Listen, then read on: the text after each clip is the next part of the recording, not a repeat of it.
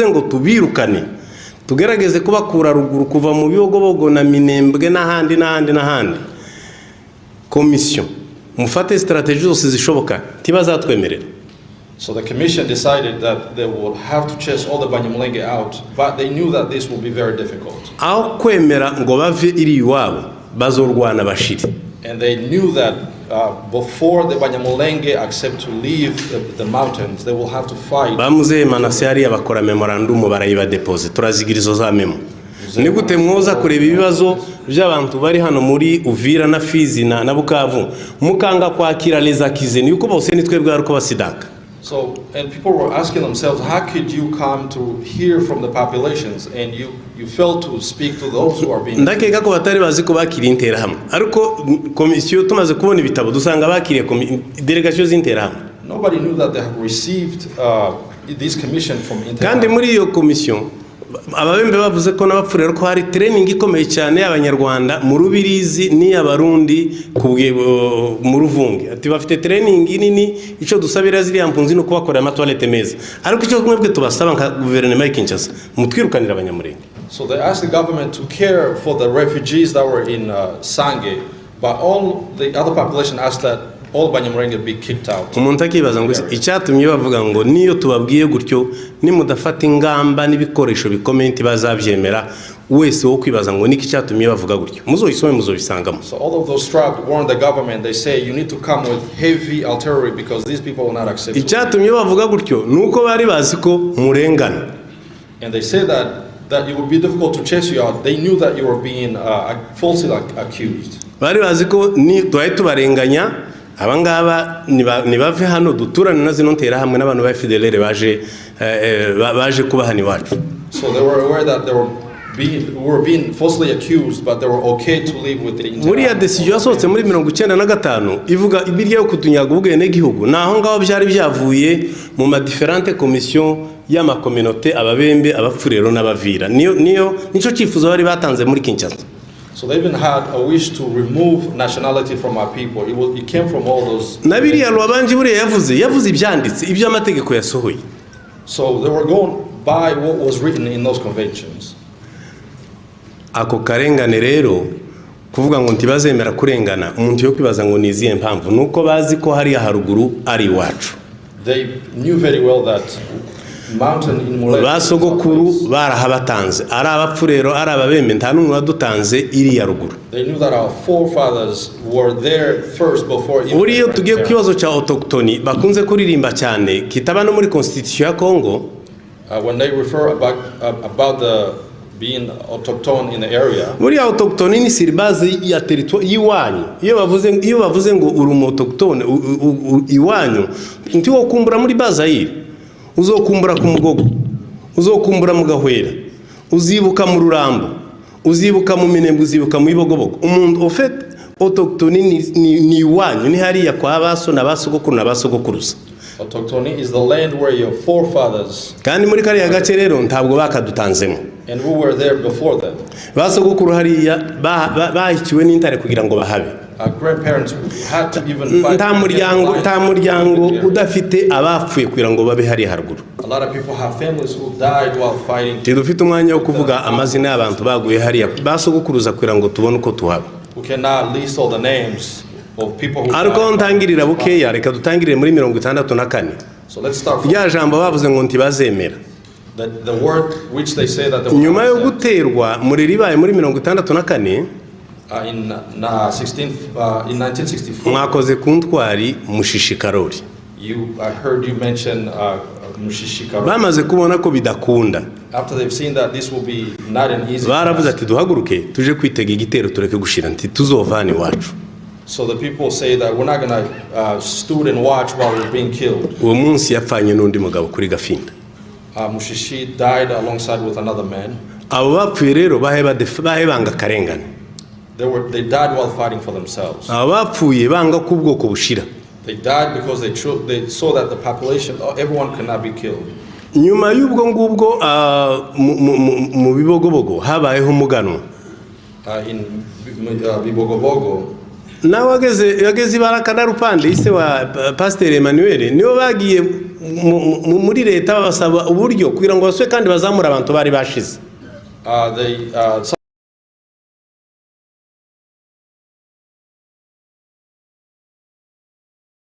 People got to tutazibagirwa na rimwe n'abayero tutazibagirwa na rimwe.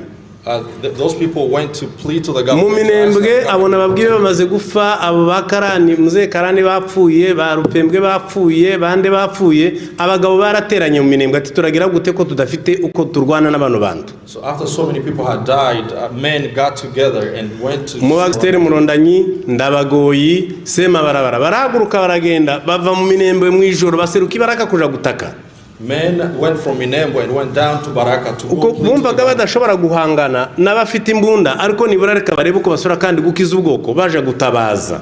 Because they saw that they could not confront people with guns, so they went down to see. Aho kwari ukwanga ko bava iwacu. Those acts are acts to refuse to die and to live. Komisiyo mvanga imaze gukora biriya bamuze milere bamaze kwandika bamaze gusakuzana marehemu rukeno rwa. So after the convention of Vangu, some men stood up. Haba intambara hari haba amahoro make cyane ashoboka. Decision imaze gusohoka bimiriye bari abasaza kutagurisha inzu, kutagurisha inka, abe no kubagarira inzu yawe. Kwakubura bonyine barabibazizaga. So after the sinzi nimba mubizi.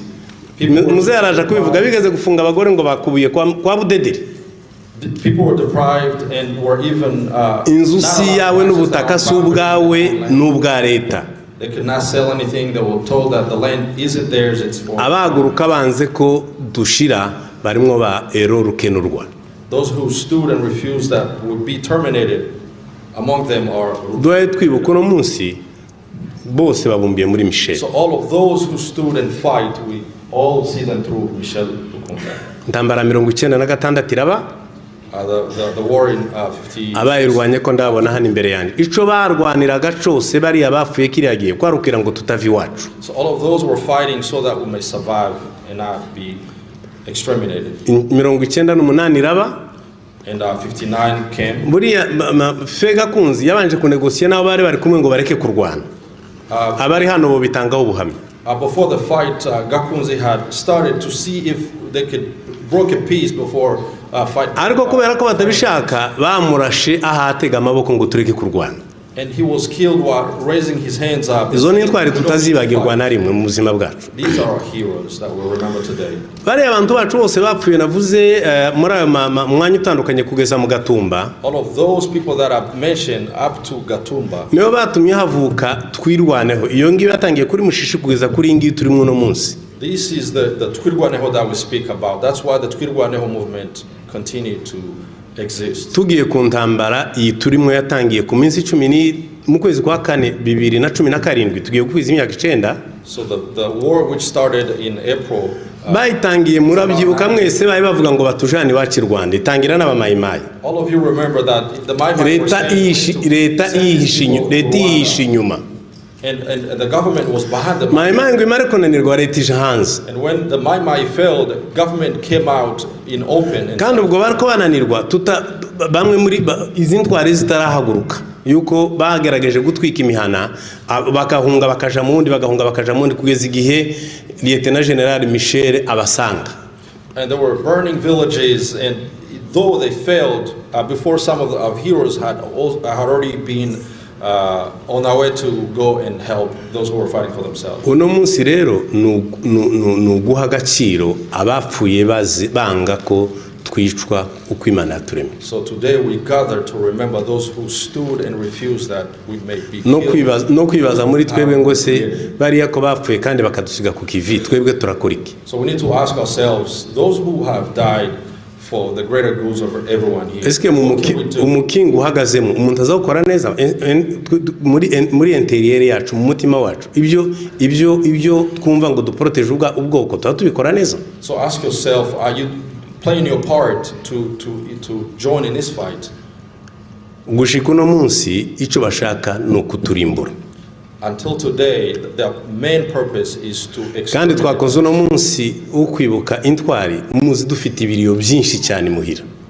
And you are very aware that we have so many funerals going around. Umusibo ejo hari umugabo w'umutwari wabonye ibyabaye amutima urahagarara arapfa mu Minembwe. There's a man who saw what was happening in Minembwe just nukuvuga ko turi muri situation zikomeye cyane kurushirizaho. So we're losing a lot of people just.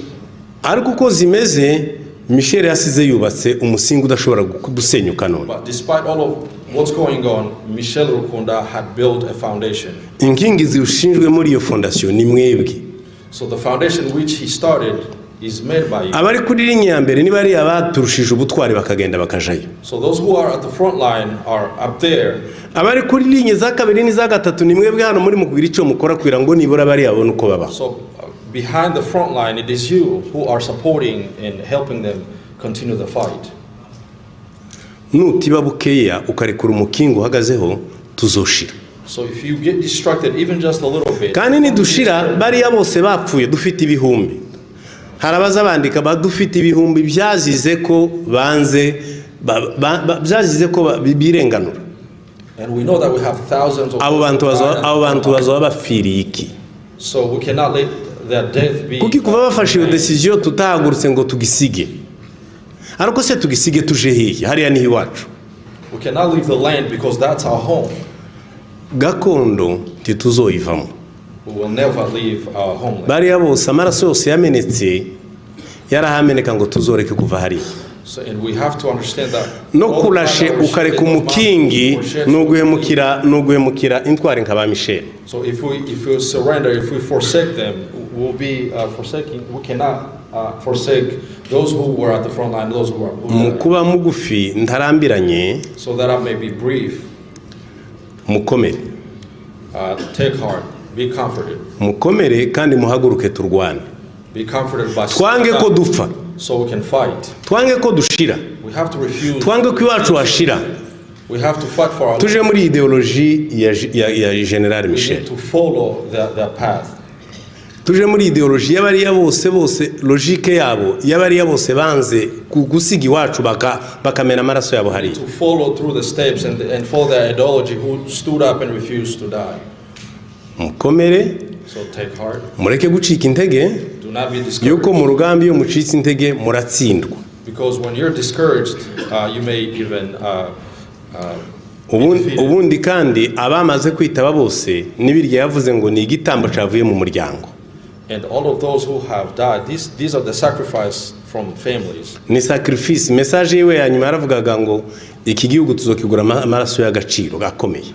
These are the sacrifice. He even mentioned it. He said we will have to give a greater sacrifice so we can live in the land. Tureke gutwarwa n'ibituriho. Let's not be distracted with what's going on. Tuhaguruke dukore tuzotsindira ya rugamba. Let's stand up all together so we can fight and survive. Murakoze. Thank you.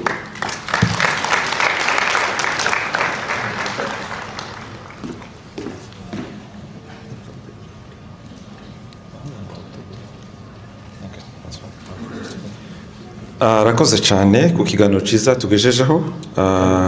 For great words that he shared. Mu ncamake abashe gukora ku bizagiye bitubaho. He just summarized some of the things, some of the events that happened in our lives. Tumaze rero akanya twicaye ndagira ngo tubaze umuhanzi Frank niba ari hafi. We've been sitting down for a while. Let's ask Frank. Niba ari hafi yatambuka afite ibihangano bye aza kutugezaho hanyuma tuze kumva ine gahunda ikurikiraho.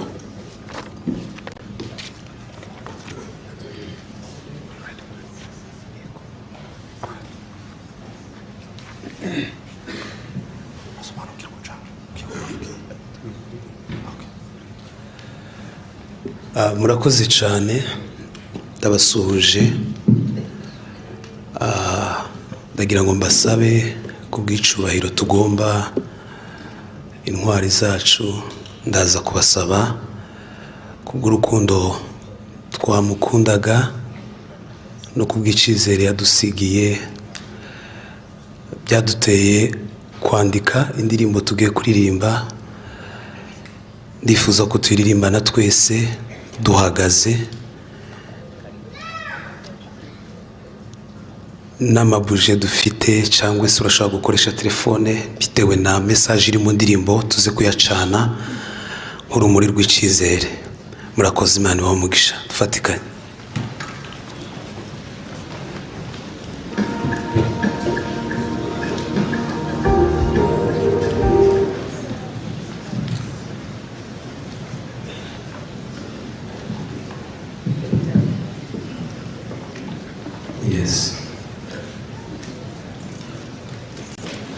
ushaka gukoresha buje cyangwa ugakoresha telefone baze kudufasha bagabanye amatara kugira ngo idufashe bakoze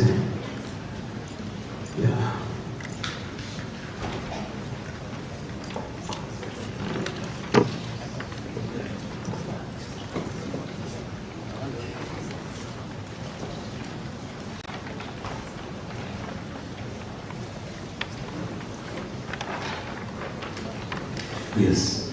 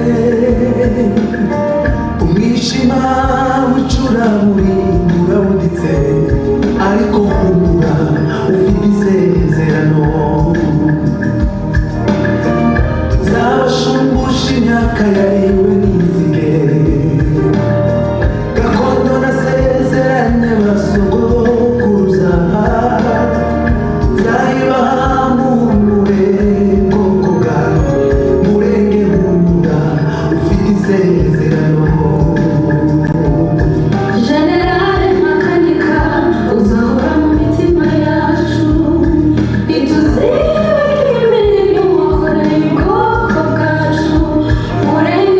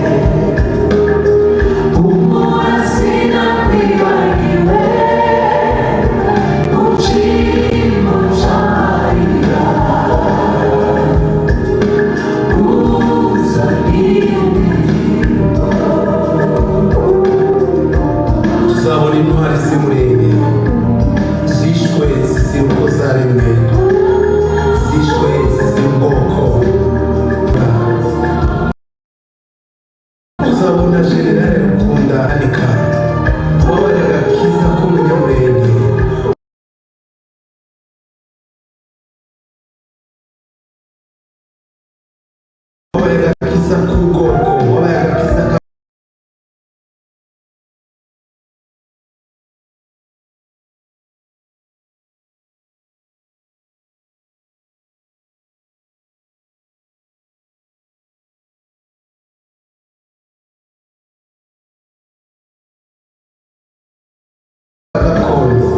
tuzabona Colonel Musore, tuzabona Bole Ngunda, tuzabona Ruboneka n'abandi bose bishwe kugira ngo Umunyamurenge abeho, bishwe kugira ngo tudatakaza gakondo. Imbuto mwasize muri bye zirimo gushibuka, Murenge urakabaho, humura Murenge, ejo ni heza. Uzanira umucyo,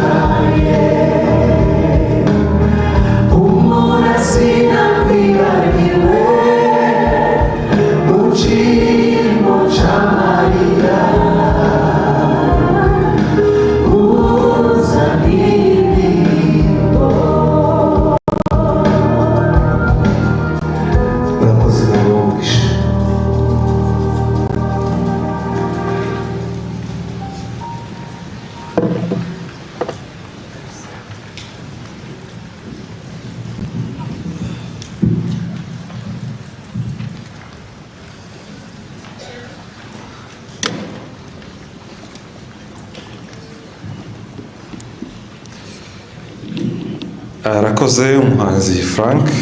We thank Frank. Baye nkuzamura amarangamutima y'abantu. I know he's touched on some people's emotions. Atwibukije byinshi mu ndirimbo ngufi cyane. He just reminded us a lot about events going on. Umaze kuvuga Mzee David Banoge. Mzee David Banoge. Yagumye kuvuga Honorable Mirere Ruhimbika. He came back to Lambert. Byumvikana ko hari icyo yamuteguriraga kuza kutugezaho. So that he was preparing him to bring us the next speech. Mzee rero ndagira ngo tuguhakanya. So let's welcome him, Mzee. Ubwira ico ubwira abateraniye hano. So you can pass your remarks.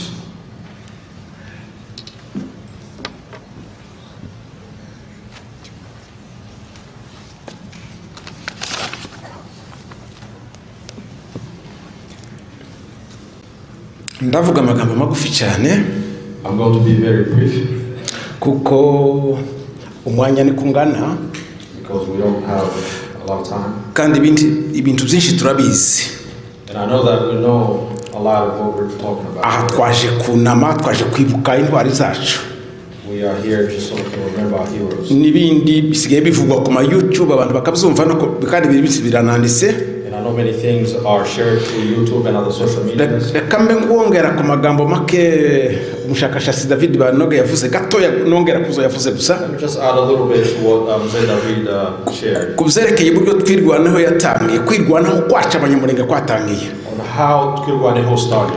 kuko mbega ni ibintu byabaye kenshi. It's something that occurred many times. Bikorwa na benshi. Nico gituma kamwe kagiye kabaha kuko bamwe birwanaga mu gice bari baherereyemo. And some people were fighting for themselves in areas where they lived. Mu gihe kimwe muri 66 at some point in 60, abanyamurenge batangiye kunyagwa ibintu byabo hariya mu Bibunda, when properties were haje abasirikare ba leta barimwo ababirigi. Government soldiers came, including abo babirigi barimo umusirikare witwa Giparapara.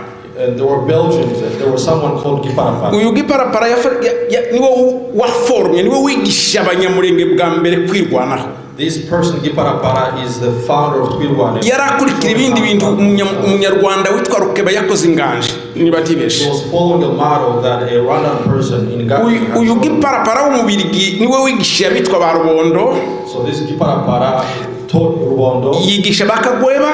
He taught Kagweba. Yigisha babitwenge. He taught Bitwenge. Bitwenge ndahizwa. Bitwenge ndahizwa. Yigishwa bandagiro ndaguzwa. He taught Ndagiro.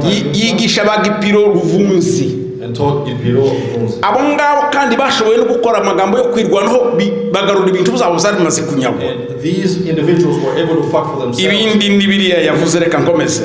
So let me continue. Rero kubera kuko ibyo baduhaye kuvuga amagambo amwe, because we were given to baduhaye kuvuga teme imwe byerekeranye. Been given to speak about a same. Uriya mugabo we no mushakashatsi cyo gituma ari wowe bivuze. I know David is a researcher. Rero mu magambo mvuga zaza ngenda sa nuhawe simba bugufi. Kubera kuko sinshuraga gusubira muzo yavuze. I don't want to go back to what he ariko reka mbanzirize kuri aya magambo yibanze mbwira isi. So I'm going to start to tell the world. Ndabwira twebwe abanyamurenge turi ahangaha. So I'm not telling these specifically abanyamurenge. Amagambo nkatatu mbwira isi yayitwumva. About 3 words I want to tell the world. Hari iwacu hari intambara imwe. Back home there's not only one. Muburasira bwa Kongo hari intambara imwe. In Eastern Congo there's not only one war. Hari intambara zitatu. There's 3 kinds of war. Hari iriya iwacu yabanje. There's the war that started. Jewe ndi mubagiye ruguru hamaze gusha kuri Mbunda mu Gatangara bijombe maze gusha. I'm actually among those who went up in Minembwe. Iriya ni intambara yaje tugana twebwe abanyamurenge. It's a war that was brought to Banyamulenge. Kandi ni kuriya babivuze kwari kuvuga ngo murafasha mu muji wanyu. And it was about, are you going to die or are you going to go? Murahitamo gufasha mu muji wanyu. Are you going to choose to die or are you going to go back? Aya magambo ko ndavuga ndahaye mbesha. I'm going to say this and I'm not going to. Ko ndavuga amagambo yavuzwe n'abaza babikora. I'm saying words that were being spoken about. Nuwona bihakana abahaye yirengagiza. And whoever may refute these words. Iyo niyo ntambara twebwe tureba cyane abanyamurenge kandi yatujahaje yatwishe. This is a war that really hurt us Banyamulenge. Ituma babasore n'abana bacu abagore n'abandi basanze bagumaga kwirwanaho nk'abarya David yavuze n'abamaze kuvuga. It's a war that enabled Banyamulenge individuals to fight for themselves. Irindi jambo ntabwo abanyamurenge baharara. And there's one thing, Banyamulenge never started. Abanyamulenge ntibazaharira abandi baturanyi babo ngo banyagira ibintu byabo. Banyamulenge never started any war. Niyo twonesheje umurima tugerageza kumvikana n'abandi duturanye. Even though when cows go into the. Rero ntabwo tunyaga ibintu by'abandi ngo byatwagaye. We don't really start any fight or cause any war. Ariko twebwe tuzira ikintu kimwe gusa. But us, we usually fall from. Turwanira kubaho gusa. We always fight to survive. Titurwanya leta ya Kongo. We don't fight against the government. Abanyamurenge ntibafashe indwara ngo bakureho Tshisekedi. Banyamulenge never took arms. Ngo bakureho Kabila cyangwa bakureho Kabila cyangwa uwundi muntu. Or Kabila or any other leader. Tibishifuzaga kuba ngo baje mu kibanza cy'abategetsi. It's not in their wish to be the leaders. Ibyo bakora n'ukwirwana kugira ngo babeho. All they do is to fight so they can survive. Hari ingorane nyinshi muri Kongo cyangwa muri Afrika. There's so many issues in Africa. Ariko turi ubwoko bumwe bwihariye kuba ngo reka turwande kubaho kuishi sinzi ko ndabura uko mbivuga ngo mbeho ndeke gupfa mbeho. It's very difficult to even ta yindi nyungu dutezi inyuma y'ibyo. We don't seek any other interest. Abanyamurenge barashaka gusa ngo babeho. Banyamulenge only fight so they can survive. Iyo ni nuko barashaka ngo babeho nk'abandi bantu bahumeke. They just want to live. Abaragira baragire. Those who have abahinga bahinge. Take care of them. Those who abaje ku ishuri. Who go to school. Abakora amakwe bayakore. Those who get married may do that in peace. Nico abanyamurenge baharanira. That's what Banyamulenge are fighting. Cyo nyine gusa. Ariko isi zitwita ngo turi abantu bakomeye kandi tworoshe. But the world has been labeling us as nibi bintu mwerekanye hanga mukerekana abasore bacu bambaye neza b'abasirikare hari abasirikare batwirwaneho.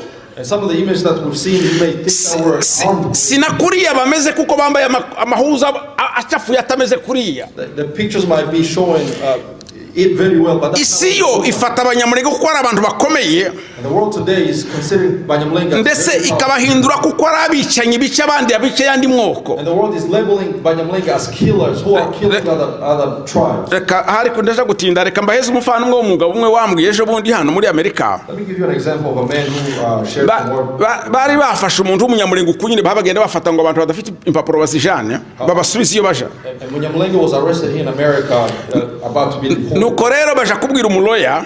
And they approached the lawyer. Aya n'amagambo yabaye hari ya Texas. This happened in Texas. Ngo bashike babwira umuloya bati umuntu wacu bagiye kumusubiza kandi n'umunyamulenge nasubira muri Kongo baramwica. And other Banyamulenge told the lawyer, hey, if this person is wa mugabo w'umuloya ati umunyamulenge naje muri Kongo baramwica. And the lawyer was asking if this Munyamulenge konza mburanira abandi banye Kongo bihumbi hano basinze ndetse abajije babahaye kuba hano bahunga abanyamulenge muri Kongo. So what are you saying? Because I know a lot of people who fled Congo. Ayo magambo nayabwiwe n'umunyamulenge byabaye mu mayinga biratambutse. This was said. Umve rero uburyo ibintu zabaye inverse byaracuriswe. Things have been put in inverse. Kwebwe abishwa nitwe twahinduwe abicanyi. Us who are being killed have been turned into killers. Nuko niko isi idufashe. That is how the world. Nano muri Amerika hariho abashakashatsi bakomeye bari mu university. Even the researchers at universities. Baduhinduye babi. They've converted us into. Ngo nitwe tukorera abandi babi kuruta ibyo badukorera. And they know that Banyamulenge are the one being the problem and killing. Ayo namaga ico kintu ndakibeshuje rwose. So let me say that this is. Twebwe nitwe ba victime. We are the victim. Ariko nitwe bitwa ba buro. Abishanyi. We're being labeled or we're being. Ico kintu ndakibeshuje. So I want. Ayo namagambo nabwira gisi. I'm telling this to the world. Kabaza ngwese nkurikiza umuntu watwisize n'abanyamulenge yagize nabi. So I'm asking who the person who called us Banyamulenge, did he do a bad thing? Ese umuntu wazanye groupement ya bijombo yagize nabi. Did the person who started the group bijombo? Umuntu wazanye izina ry'abanyamulenge yadukoreye ikintu ciza gitangaje. The person who named us Banyamulenge did a wonderful thing. Kuko cyaduhesheje identité. Because it gave us an identity. N'abarwanya izina ry'abanyamulenge kugira ngo mureke kugira droit au sol, mureke kugira iwanyu. Even those who are fighting against you is because they don't want you to have a land. Bakwime kubaho. They want to prevent you from. Kandi rero banakwicuza umuntu uri mu kirere utagira iwanyu. And they want you to just be a person who's. Ariko umuntu wazanye rino zina ry'umunyamulenge yagize neza kutwita abanyamulenge. But the person who called us Banyamulenge. Kandi koko rero turi abanyamulenge turabyemera kandi twarabikunze twaranabyakiriye. Indeed we are Banyamulenge. Ariko ga rero umuntu rero watwise rino zina ry'abanyamulenge. The person who called us Banyamulenge. Dore ko nahambere twigeze no kubavuga ngo ese ninde wari banjije bamwe ngo ni gisara abandi ngo ni kabarura abandi ngo ni bande. I know some people wonder. Uwo muntu yakije umuriro rero. The person, it's like umuntu watwise ry'umunyamulenge yakije umuriro. It's like he started a fire. Umuriro twika. A fire that burns. Kuko kibiri mu kintu kimwe bazabatuziza abandi. Because this is one of the reasons. Rero niba ukomoka mu muntu witwisa abanyamulenge. If you come from haguruka urwana intambara kuko umuriro uri muri barya bawakije wewe. You stand up to fight because you're among the people. Igituma batwimaga groupement mu bijombo. The reason why they were being refused. Kwari kugira ngo tureke kwerekana ko nako dufite kutume turabanyamulenge tugira iwacu. Those who were against it, they didn't want us to have a land. Umuntu rero wazanye groupement mu bijombo yagize nabi. So the person who started the groupement. Ariko zaratwicishije. But that has been one of the reasons that. Nyamara nkuko sinzi wabivuze ndagira ngo ni Apotre Gitwaza. I don't know who said it, but I think. Isi ndizaguheza ikintu cha politike ku buntu. The world will never hand you. Kwebwe niko maze kuvuga ndi turwana ngo tuje gukuraho ubutegetsi buhari. Jamais. We're not going to fight against regime. Ariko rero ntibazemera ko turagira ni wacu.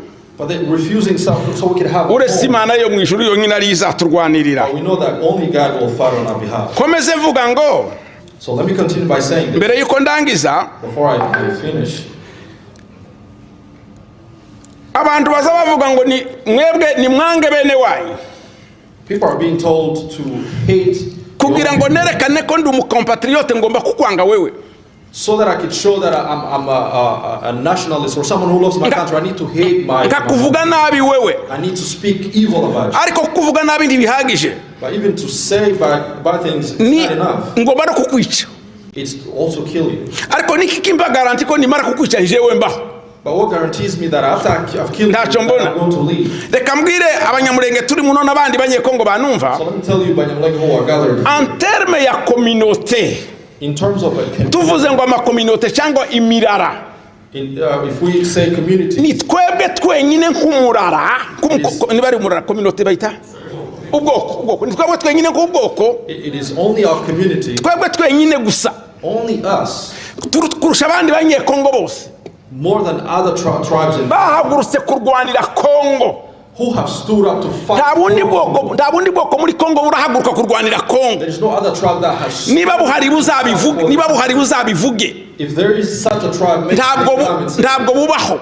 It does not exist. Twebwe nitwe ba patriote kuruta abandi ba patriote babaho. Abanyamulenge are the true patriots more than any other people. Uwarega umunyamulenge ko atari patriote, so whoever says that, uwo ntabaza amateka ya Kongo. They don't know the history of Congo. Uwo ntabaza amateka ya Kongo. They don't know the history. Rero timwiyumve mwubwoba. So do not fear. Muhumurike kuko igihugu cyanyu muragikunda. Know that you love your kandi mwarakirwaniye. Fight for it. N'abatemera none ko mwagifiriye ejo bazabyemera. And those who deny. Nutanabyemera ntazi, hari abantu batazi histoire ya Kongo. Many people do not know the history. Umuntu utazi histoire ya Kongo ntakuzamubwira keretse kumurihira Minerval akaja ku ishuri. There's nothing we can do other than say. Rero mahoro yamutuma yakajya kwiga akagaruka akabona kumenya ibintu. Mahoro can send him to school. Twebwe muri communauté zose zibaho za Kongo. Among all the communities in Congo. Kwa ndongera kuzo Chercher Banoga yavuze. Because I'm adding to what Mzee Banoga said. Twe bambere barwaniye Kongo. We are the first to fight for the country. Kandi bizo bintu Imana ntiyabyibagiwe. And God will never forget. Imana irabikunda. God loves it. Murakagira Imana.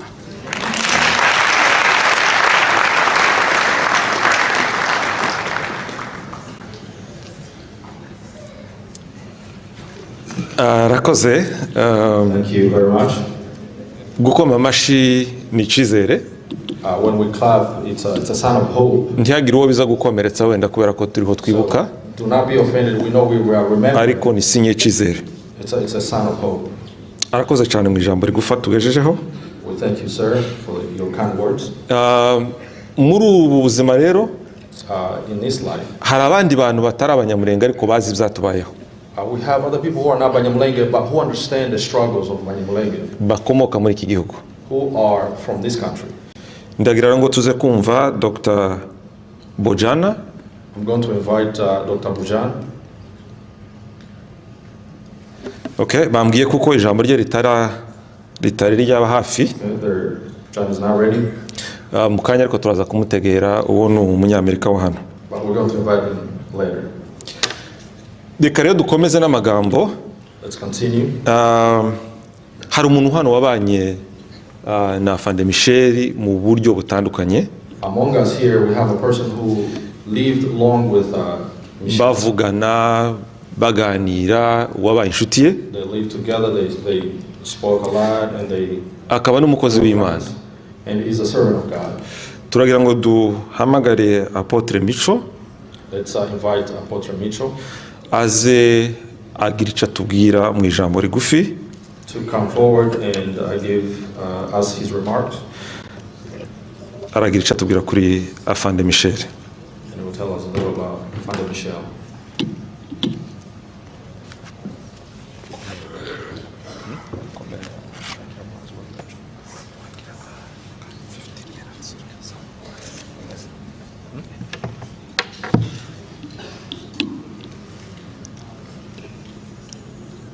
Tubanje gutanga mpore ku miryango yose yateraniye hano. Let me first give my condolences to all the families who are here. Z'umwihariko umuryango wabyaye intwari yacu n'izindi tutavuze amazina yazo. In particular the family in which Michel is from and other families. Ndabizi ko igihe kituriza uyu munsi I know that today nicyatangiye none cyari kiriho n'igihe cyatambutse in days that have passed kandi kiracafite urugendo rutari rugufi. And this has been a long journey. Ariko ko kiradutegura kuzaba agaciro bazifuzwa n'abandi, ko kiradutegura kuba agaciro bazifuzwa n'abandi ejo hazaza. But I know that the events happening are preparing us to be people who will be desirable by others in the future. Twaje gufatanya n'abandi bose bari hano kugira ngo tubashe kwerekana umubabaro. We have come here to join together to show our sorrow. Ariko kandi no gufatanya ibyiringiro bishobora kuba byohindura ubuzima bw'umubabaro kabifumbire y'ibyiringiro by'ejo z'ubutsinzi. But to also come in solidarity in hope for a future. Ndi mu bantu bumvise ijwi rya nyuma rya Marehemu nje bamurashe turimo tuvugana. I'm among those who heard General Makanika just before he was killed. Ubwo yaravuye aho ari babanje kurindira kugira ngo ibizuma biri mu kirere bitambuke, avuye yazamuka ampamagara kenshi bangombwa kuko mfata telefone. He was coming from where they've been waiting for certain equipment to pass. Ngerageza me several times and I picked up the phone. Ngerageza gusa naho tumugira inama ko abanza kubyirinda, ariko avuga ko yarakeneye ko tuvugana. And I even tried to tell him to be patient and allow some time to pass before he could do anything. Atararangiza ijambo yarateruye telefone irakatika ntibyakomeza. And before he finished what he was saying, I heard the phone hang up. Mugenzi wacu tubana muri ubuzima bwo kwirwanaho. I have a comrade in this journey of fighting for ourselves. Niwe wantanze kumenya kuko hari ibyabaye nubwo twaherukanye. He was the first to know of what had just happened. Nje nari ko ari telefone yavuyeho gusa bisanzwe. I thought the phone had just hung up because of signal reasons. Bivuze ko nanje ndi mu bantu basigaranye inkovu iremereye cya gikomere kiremereye. Meaning that I'm among those who have a heavy scar after what happened. Nubwo tutabivuga hanze ngo tubisakuze, ariko kandi turi mu bantu bafite ibyiringiro yuko Makanika ari muzima, ubuzima bwe buri muri twebwe twese, kandi uzadusigiye bifite ubuzima bizamera bikatugeza ku nzozi ibyo haraniye. Even though we don't go out saying it out loud, but we are people who have hope and we know that Makanika still lives. Ngiye kuvuga ibintu bine gusa. I'm going to mention 4 things. Igice cya mbere ni intwari, ariko ndasima amagambo bayavuze abandi. The first thing, we know he's a hero, and I know a lot of people already said it. Intwari nabwo nyirabivuze aravuga ngo n'umuntu ukora iby'abandi bantu bashobora gukora. And he even gave a definition by himself. He said it's someone who does things that other can do, ariko batakoze ku mpamvu runaka zabuje kubikora. But who are not doing that for some reasons. Umuntu yabiterwa no gutinya kwanga gusiga ibye. And sometimes it is people fear to leave their loved ones or their property. Abandi babiterwa n'ubushobozi bwo kubasha kumva ko ari bo bireba kugira ngo abashe kwishira mu bikorwa. Others feel like they're not responsible. Abandi bo biguzwa n'abandi kubikora ndetse birashoboka. And the others may not do it because they think other people will take the responsibility. Ariko intwari rero ikora birya izi ko abandi batakoze ariko bigomba gukorwa. But a hero is someone who will do something that others are not doing, but that needs to be done. Ijambo rya kabiri, the second word, intwari ntigira amaso arangiza ibiteye ubwoba. A hero is not someone who focuses on what seems to be frightening. Amaso y'intwari igihe cyose arangiza hejuru ibitera ubwoba ndetse harimo n'urupfu. The eyes are able to go beyond the things that are frightening and death. Kuko iyo baje gukora ibiteye ibisa n'ibyo ngibyo nizo bakoze ntibabikora bagiye kwiyahura, ahubwo babikora bazi ko hirya yabyo hari ubundi buzima bagomba kugezaho abandi bantu.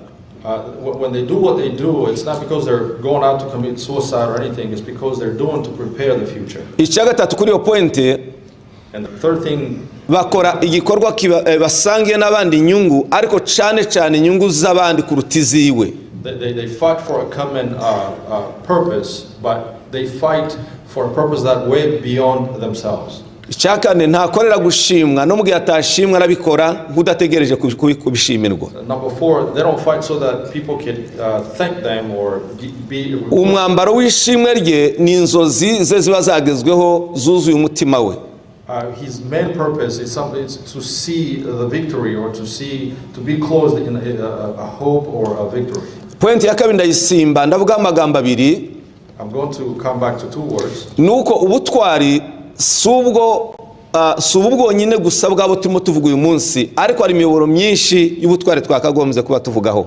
Because heroism is not just what we're talking about. There are many things that can make up heroism. Habe no kuvugaho nyine birashobora kuba byo igikorwa cy'ubutwari ndetse kurutana bafashe imiheto. Even people who are able to speak or articulate very well, that could be a symbol of heroism.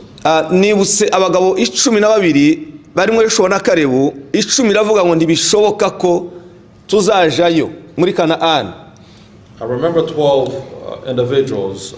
10 of them say that it's nearly impossible that we may go and reach Canaan. Bavuga n'impamvu ndetse bishobora kuba batogenda.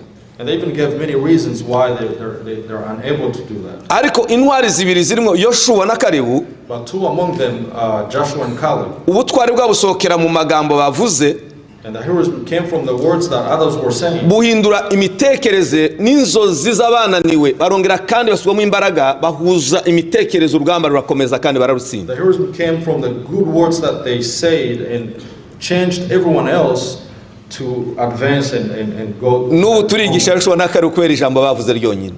Even today we preach from the words that Caleb and Joshua say. Ntavuze by'abandi bakoze ibyasenyutse iwacu biradutegereje ngo byerekane ubutwari bwishe muri twebwe mu gihe turimo twibuka nugira ngo twibaze ngo se niki kindi cyakorwa.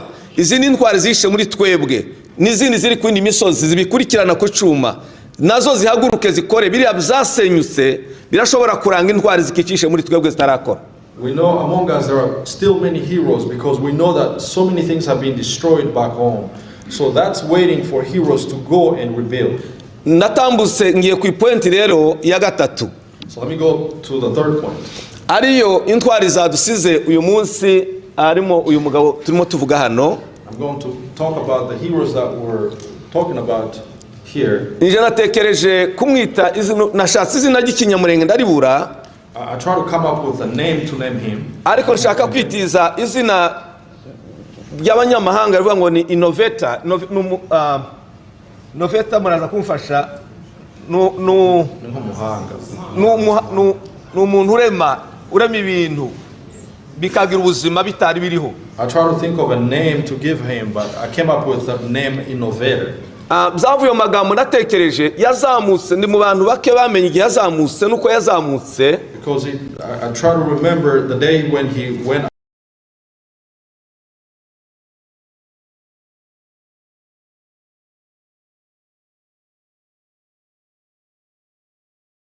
Up the mountains. Yazamutse ntaco yitwaje usibuze irangiza hejuru inyuma y'urupfu inyuma y'imibabaro ikarangiza ubundi buzima abandi batarabitekereza kubikora azamuka niyo shusho ariko nta kindi kintu yari yitwaje mu maboko yiwe. He had nothing when he went up in the mountains. He didn't have anything with him other than just the hope and the vision. Agezeyo yihangira kora abana bivuze nta ruganda yikoreye ajanye nta materiel yajanye ariko ajana uruganda mu mitekereze ye uruganda rw'ibikoresho biraremwa n'uko birakora. When he went, he only had his visions. He didn't have any materials or any support he was bringing to the people who were fighting for themselves already. Ntabwo ari mu bikoresho gusa yasanze n'imitekereze ikeneye innovation, yasanze imitekereze iri mu mibande yarahunze adafite abantu badafite amazu badafite ubwugamo ariko ngo ashika afata bwa buzima bwatsinzwe bwa buzima bwavuye mu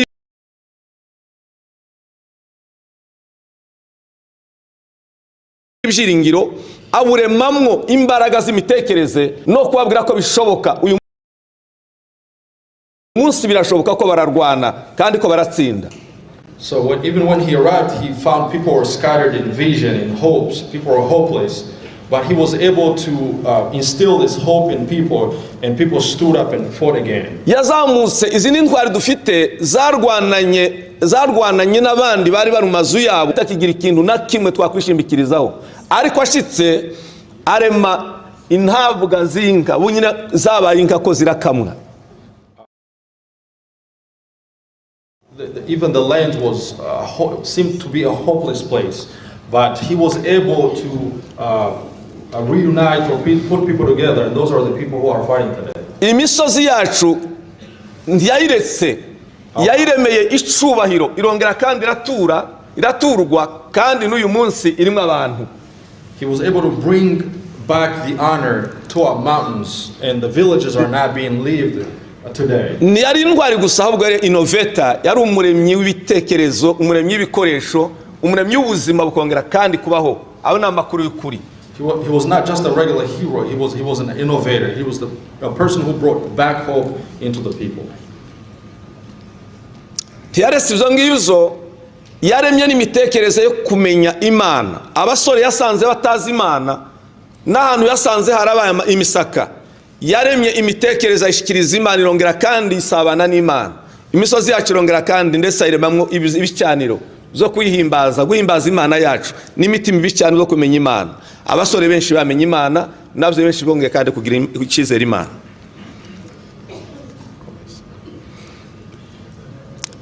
Ndatambutse iyo point. Ibintu bibiri bisigaye, There's two things that I still want to mention. Niki dushobora kwigira ku buzima bw'intwari kugira ngo agaciro kacu ko kwizihiza ubuzima bwabo kabonwe n'abandi natwe katugira akamaro. What can we learn from this hero that we're talking about so that our life could have more values? Nasanze nta kindi twakwiga ngeretse character z'intwari. I came to realize there's only one thing we can learn from him, it's his character. Cyangwa ubuzima bw'umwimerere bw'intwari. Or his particular character. Ndavugamo zitatu gusa. Let me tell you three characters that he has. Intwari kubera kwigira umutwaro wo kubaka ntishigikira ibisenya. Bivuze ko kirwanya ibyubakwa. Iki cyubatswe gitandukanye n'ico yubatse nta kirwanya aragishigikira bizamura ishema y'ibyaharanira kugeraho. A hero's vision is to build. He will never be against those who are building. His vision is to build and to bivuze ngo isho wowe utakoze umutima wo kukirwanya nukuzamo uzamenye ko akora ibinyuranye na character zabo turimo twigiraho. So if you're being against those who are building, just know that you're being negative. You're not supposed to do that. Character kabiri, nta ntwari itagira urukundo kuko ibizakora byose abikoreshwa n'urukundo rutamwemera kubona kaga gategwa n'ishagiye gukora. Urukundo rumwereka ibyiza bishobora kuzana abantu hamwe ndetse mugabo no kubagiza ku nzo zo kuba mu buzima bwiza. Usibye Yesu wabikoze, abagabo bahisemo neza uyu muhamagaro twabasha kubigira ndetse no kubakubitira amashi menshi cyane. Another character from a hero is love. A love that's able to bring people together. Kandi bibyara umuco w'abanyamurenge bafite aho bikomora kera cyane. Bivuze ngo kubibuka kwiza nukongera kandi kuzana iyi character y'abanyamurenge yataka yagaragaye muri Makanika n'abandi bari kumwe kugira ngo yongere kandi garuke hafi abanyamurenge duhuze ibitekerezo duhuze umutwe ariko kandi dukundane tunababarirane dutwake ejo hazaza heza afite insho nziza. So this is something that characterized Banyamulenge in general, especially from old time. It's to bring love, it's to have love so that we can come together and achieve more. Nja kurangiza, in conclusion, uretse abanyamurenge twebwe turi hano niki twakora rero? Us who are here, what can we do? Kwambara amahuzu yirabura ni byiza mugihe turimo twibuka ngo byerekane inshusho y'ibyabantu bazi ko ari byerekana kwibuka. To be dressed in black, it's good to show the event that we're in. Ariko biba bifite agaciro gake cyane mu gihe tutarimo dushaka kugira ngo twebwe dukora ico twakagombye gukora arico dutahana umunsi twaje kumva amagambo nkaya no kubona imeze ngibi tumaze kubona ngo twatani nisho twifuza kuba twogeraho. It's pointless to be dressed in black without sharing the common cause or having the same vision and to look forward into fighting for ourselves. aho harimo kurwanya ikitwambura agaciro kacu mu mahanga turimo. We first have to think to fight something that's taking our values away. atari ko dushingiye ku mubare w'ababyumva ariko dushingiye ku mubare w'ababyumvise. Without caring more about the number of people who understand, but just even a few number that understand. aho harimo ubuvugizi bwaho ukorera mu kazi ndetse naho wirirwa bakundishe kumenya yuko iwacu hari ibyarenganye bigomba kuba byorenganurwa kugira ngo tuzagere ku nzozi twifuza. Among these is being able to speak even the places where you work of the injustices, so we can go back and rebuild home. ubu byaroroshe cyane. It's easy today. twakoresha media, We can use the media. twakoresha ndetse n'inshuti z'amatorero dufite, We can use our friends from church. twakoresha n'urubyiruko dufite. We can use the youth. Pawulo yavuze neza ngo murwanishe intwaro z'uburyo bwose bwo mu mwuka. Paul said to use all things that you can. turwanisha ubushobozi bwose dufite nibwo tuzagira umunyamurengo ufite agaciro, tudategereje kuba arimo batanga amaraso bari mu gihugu, ariko twe twibaza ngo se niki jewe mbaye nkuru uyu munsi waje kwanama numva bino bintu bivugwa, waje kwibuka nimo numva bino bintu bikorwa n'ababashe gutanga ibitumaze kuvuga, niki nje nimo nkora uyu munsi. So ask yourself, what's your role? What are you doing today to bring the values back? kutabikora twobihunga ariko tituzahunga urubanza rw'aya maraso. We can do other things, but we'll never run away from those who have shed. Ntibivuze ngo ukora ico mugenzi wawe yakora, ariko ukora ico nawe ushoboye gukora, ariko ushaka kugira ngo ugeze abantu kuco ushoboye kuba woshobora kubagezaho. It does not mean for you to do what others are doing. You can even do something different, but with the same goal to achieve something great for the whole community. ariko slogan uvuga ngo turabishoboye tuzabigeraho. But let me say we're able and we will. Nangiza rero, In conclusion, hamwe n'ibyo dufite Imana izadushoboza kubigeraho. with all of these we have God who will help us. Dufite n'isezerano ry'icyo tuvuzeho tuzongera kandi tuhature. We even have promises we will again live in our land. Ndetse n'abangaba dusembere bazongera baze gushaka y'Imana iwacu n'agaciro kiwacu bazabigeraho ejo bundi. Even those friends who are here will go and kuko speak. Imana yacu icyo tuvuzeho kirahenze kandi kizakurikirwa n'abakomeye. Because what God has said about our lives is greater. Imana ibahereze umugisha. May God bless you. kandi ntitwuname ngo badafite ibyiringiro, tugire ibyiringiro kuko dufite byinshi twize kuri abagabo n'ibyinshi bizavuka kandi bizagira akamaro ubwoko bwacu. Murakoze cyane, Imana ibahereze umugisha. arakoze cyane, turasaba abantu baze kwihangana. Thank you very much. We're going to ask people to be turagenda patient. dusatira umusozo. We're coming close to the end. Gaston niba ari hano hafi If Gaston is nearby, watambuka iminota ibiri ukavuga umuvugo wawe. let's ask him to come forward and take 2 minutes.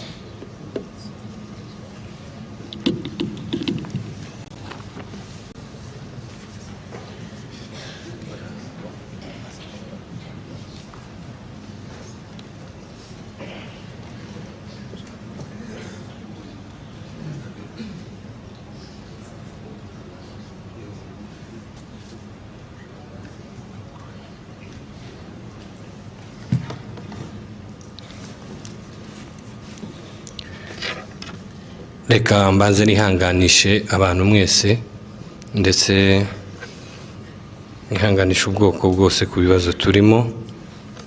Tuzaguma tubivugire mu mivugo kugira ngo bose babimenye. Iki ni igisigo nahangiye General Makanika umunsi twumva incamugongo yatashe iwacu Murenge. Incamugongo muri iki gitondo ubwoko bwose imbugita mu nda, imbaraga zikendera habe n'iz'akabando, aho duherereye hose kiziba mu nda. Tuti ikitica kikagira mubi n'agahinda, tuti ninde udukoze mu nda kuwa rutaritse, ninde uduteye intimba nkaho we rutamutegamiye. akatwonera vuba intwari y'ikirenga Makanika. Imfura izira imiziro yanze guhemuka, tuti nuwuhe mubisha udukinzaho aforeye, ariko ntidusobwa. Akatwonera vuba intwari y'ikirenga Makanika, imfura izira imiziro yanze guhemuka, tuti nuwuhe mubisha udukinzaho aforeye, ariko ntidusobwa na nyiri gico aciye. Igihe abanzi bakugoberezaga guteshuka, ukabahenda ugira uti ndaje, ariko ukarenga mu misozi ihanitse, imyambi yaka warayisimbye, unesha amafarashi aguruka ntiwiyahura. Watumaga nk'inyunda batinya, ukitwa munyuza nkoni, ukitwa munyoza munyafu, muzimyafumba, ivunzi ubunzemo ryitwaga mwasa nkuba, rugemba mwambi w'impinguranya. Abavuza induru bakarohoka, uzahora uri ubukombe murenge. Witanze guhera mu buto bwawe, ugandira umugayo wanga kurota urebera kurimbuka kwa gakondo, ngo ukunduramira ubugingo. Witangira ubwoko bwawe kuwaburazwe ukiri urusoro. Wisize iheruheru, wanga kwizigama, usiga igihugu, usiga izahabu, usigana ibitabashwa. Utangira kurara rwantambi, uraza imisaya haga, uti sinshobora kurara heza, ubwoko bwanje buraya habi. Abakomeye baguteguriye inzira y'imbusane, muri wewe ukayigorora n'ubwitonzi n'ubuhanga buhanitse. Iyo mu nsariro zawe uti nabereye kwitangira gakondo kugeza ku mutonyi wa nyuma w'amaraso. Rukunda amahoro, rukunda ubwoko, tubabajwe n'uko watabarutse bwangu. Amarira n'agahinda bitangira kuvugisha imfura z'imurenge, abasizi n'abahanzi bategwa n'imvugo z'agahinda. Tutivyenda ntitwakubarayeho bihagije, tutiwenda ntitwaguhishe amatoroshi y'ababisha ngo batagusheganya. Usarire nta gisahuranwa uwawe vuba nk'umwanzi we. Umwenge w'imurenge ati ntakigema hababaza nk'umubisha. Dutangira kuvuga amagambo y'amaganya, tuti none se mana y'imurenge itagira amagawa, gituma waduhaye utoranyije iyi ntwari y'umukiranutsi idasize umugayo, none ukabushimye kwinyakura vuba na bwangu. Tuti tuba waravuniye ya myambi w'umubisha mu kirere, tuba waratatanyije ubwumvikane bwabo ntibumvikane, tuba warasenyaguye imibare ya kiriya kigenza butindi kikahashika Makanika yinyakuye. Makanika warahanganye urahanika, useruka imuhira hacuza inkumbi n'umwotsi. Ibisi by'inka bari babitemaguye baracoca umwerera, ntawe abana baherukaga mu matama yabo. Tuzahora tukwibuka. Wagandiye itegeko ry'abasenyi kubw'indahiro, wakunze murenge urasanira kwirenganura, ntiwareka ngo amaraso yawe anyanyagire ku muhanda, ahubwo anyanyagira ku misozi y'imurenge. Muvu w'amaraso waratemba, uvuga nk'ibyaberi, ati sinzarota mbona guhora, kuko umuheto wacu uhora ufoye. Ugiye tugifite ikizinga, ugiye udafite ikizinga muri twe, ndetse no kubashaka kumva no kubaho. Imanshi mu minsi ya nyuma utangira kuja udususurutsa, ukaducira imigani kumbe n'amarenga y'uko ugiye kurenga. Twe tukagira tuti n'ubucurabwenge bw'intwari tugitindana, naho wuhiraga bwa nyuma amaboko uteye azahagarare bwuma. Gakondo urahigwa kubw'umuvu w'amaraso ya General Makanika, ndetse n'ay'abato batwigwane bose yatembye mu misozi y'imurenge. Akavumera amahoro ngo no mu bihe bizoza kizire gakondo tizavirirana. Intwari yacu tuzahora tuyibuka.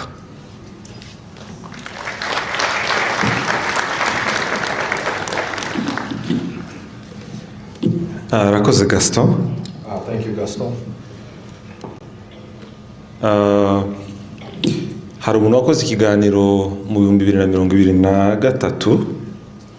There's someone who gave an interview in 2023. 23. bamubazaga ibiriho bibera iwacu. And was being asked about what's happening back home. Agiye gusubiza kuko byari biremereye. And when he was about to answer the question, arababwira ngo mu Minembwe haranyerera. And say that in Minembwe, it's slippery in Minembwe. Iryo jambo nkuze kuryumva ku Murage buri gihe mu Minembwe haranyerera. I continue to hear this from Murage TV that in Minembwe it's slippery there. Ndagira ngo akakanya duhereze mama Adele Kibasumba.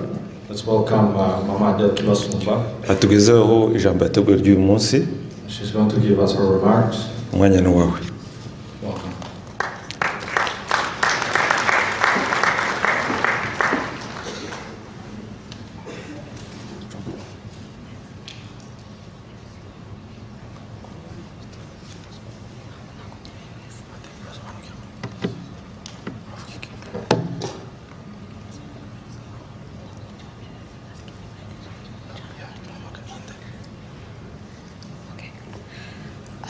ndabasuje mwese. Good evening all. Ndifuza gutumira missionnaire Charles Mungura aramfasha gusobanura. May I ask missionary Mungura to come?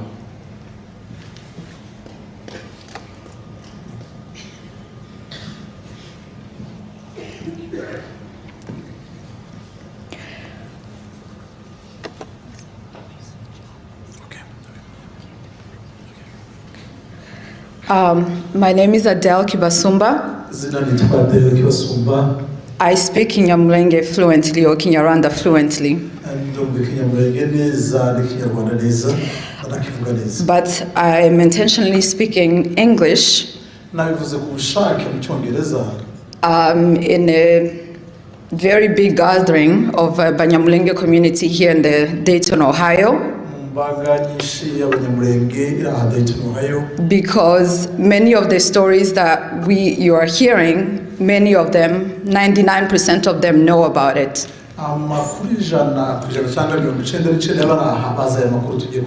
But we do have some friends. I see some faces of Americans who are new to this gathering and would like to hear straight from English to English.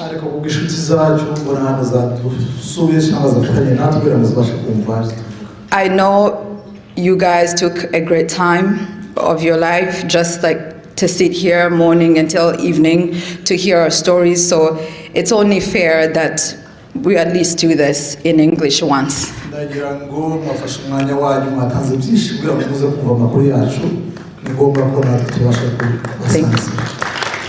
Also, there are many Banyamulenge Congolese youth here who are not as fluent in Kinyamulenge as many of people who are sitting here, who are here. Am I lying?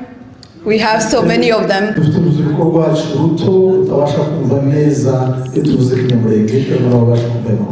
And the death of our hero, General Makanika, has mobilized millennium, but mostly Gen Z, even Gen Alpha. Am I lying?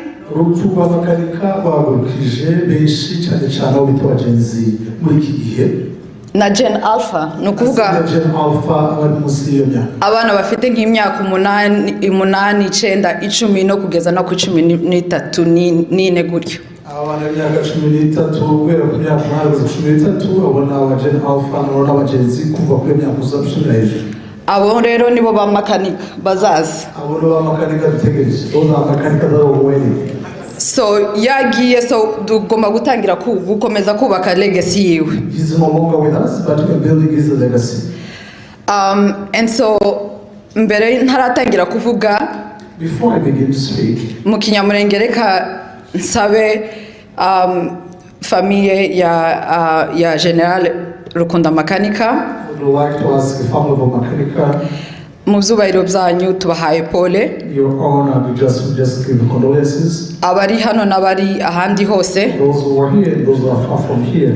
Hari abarimo kudukurikira online already, babizi tubahaye pole. Hari abarimo batwandikira tubahaye pole kandi turi kumwe namwe. Those who are following online and those who are texting, we just extend our condolences to you. Hari yindi famille ya General There is another family of General Makanika. itari hano, Is not with us here. iri ruguru. They are on the field in Minembwe. Iyo ni Twigwaneho. Those are Twigwaneho. Abo nibo bana biwe nyuma ya famiye yanyu mu nzu yanyu. They are the children of General Makanika as well. Abo nabo ntabwo turi kumwe nabo hano. They are not with us now. Aho muri, Wherever they are, mu kazi murimwo, the work that you're doing, turabakunda, we love you, turabubaha, we honor you, turi kumwe namwe we are with you kugeza ku mutonyi wa nyuma. to the end of the last drop of our blood. Rero reka nje muri my remarks. Let me switch again. I'd like to thank Papa Banoge David Ndagira ngo nshimire Papa Banoge David and Honorable Miller. ndetse na Honorable Miller. They talked about the genesis of Banyamulenge struggle. Batusiye mu mateka y'umubabaro n'amateka y'Umunyamulenge. I believe they are the second generation of the struggle. Ni urubyaro rwa kabiri rw'amateka yacu. And I think I'm the third or the fourth generation of the struggle. Ushobora kuba urubyaro rwa kane cyangwa rwa gatatu rw'intambara tugizemo imyaka. And when I speak, I'm not only speaking for me, I'm speaking for many people in my generation. Iyo ndi kuvuga ko ndavuga simvuga ku bwanje ndavuga ndetse ku rubyaro rwacu. Many of the Banyamulenge who are in this room came here as refugees. Abanyamulenge bose mubona aha baje ari impunzi. They flee the same plot. Bahunze impamvu turi kuvuga uyu munsi wa none. Different time, different places, Ibihe bitandukanye ahantu hatandukanye. but same plot. Ariko impamvu ni imwe twese twija. For my generation, Ku rubyaro abo tungana. we survived the Gatumba massacre in 2004. Urabizi ko turi abacikacumu mu Gatumba. This is after we had been forced to flee our homes in Uvira. Iyi ni impamvu yatumye tumeneshwa. We crossed the border to the nearest town of Gatumba in Burundi. Turameneshwa tuja mu Burundi. We were housed in a UN peacekeeping camp Aho twari turi mu nkambi za UN. that was tasked to protect us and our families. Zigiye nitoba baducumikira ngo baturinde. But after 3 months, the camp was attacked, Nyuma y'amezi atatu tuza gutegwa. and many people lost their lives. Benshi muri twebwe basiga ubuzima. And from there, Uhereye aho the US decided that they needed to resettle many of the survivors to the US. Amerika nibwo yatangiye kuzana bamwe ibisigisigi by'abo bavuye mu rwego Gatumba. For my family, we were resettled in New York, in Rochester, New York. Umuryango wanje bawuje New York. And Dayton has a big majority of them here, Benshi muri bo bari hano. but also in all the 50 states. Abandi bari mu ma state bari 50. And many other Banyamulenge who survived other massacres in different time, Abandi bagiye bacika icumu y'ibihe bitandukanye. before Gatumba and after. Mu Gatumba ndetse na nyuma y'u Gatumba. The US really increased the numbers of the Banyamulenge to resettle in the US, Kuko Amerika yagiye izana benshi bava muri ibyo bice bitandukanye. because it is a community that is targeted in the DRC. Ni imwe muri communauté, ni imwe mu bwoko buhagurikiwe muri Congo. And so we are here. Turi hano rero kubw'iyo mpamvu. Fast forward in 2019, Mu bihumbi bibiri na cumi n'icyenda, most people here were just minding their business, building their families. abantu benshi bari bitaye mu kubaka ubuzima bwabo no gukora ibintu bitandukanye. When again the targeting of Banyamulenge who were remaining in the whole plateau, this is in the outskirts of Uvira mountains. Abanyamulenge bari ku misozi rero y'Umurenge n'Uvira. This is originally where the Banyamulenge come from. Niho benshi abanyamulenge dukomoka kuri misozi. We're being targeted again. Twasubiye guhagurukirwa kandi. And so this is where my life begins with the Lieutenant General Lukunda Makanika. Niho amateka yanje yo kumenyana cyangwa yo kugendana n'uyu general. We are different in age, Turatandukanye mu myaka, but same struggle. ariko twahuye n'intambara. He was a colonel in the government forces. Yari koloneli yakora mu gisirikare cya leta. I was here as a mother Nari hano nk'umubyeyi gusa w'abana. with my second born child. Mfite umwana wanje wa kabiri. I was a nurse. Ndi n'umunasi. Like many of people here were also doing the same thing. abandi benshi hano kuko ariko tumeze Like how Michelle was in a different province nawe yari muri province itandukanye serving the country. akorera igihugu.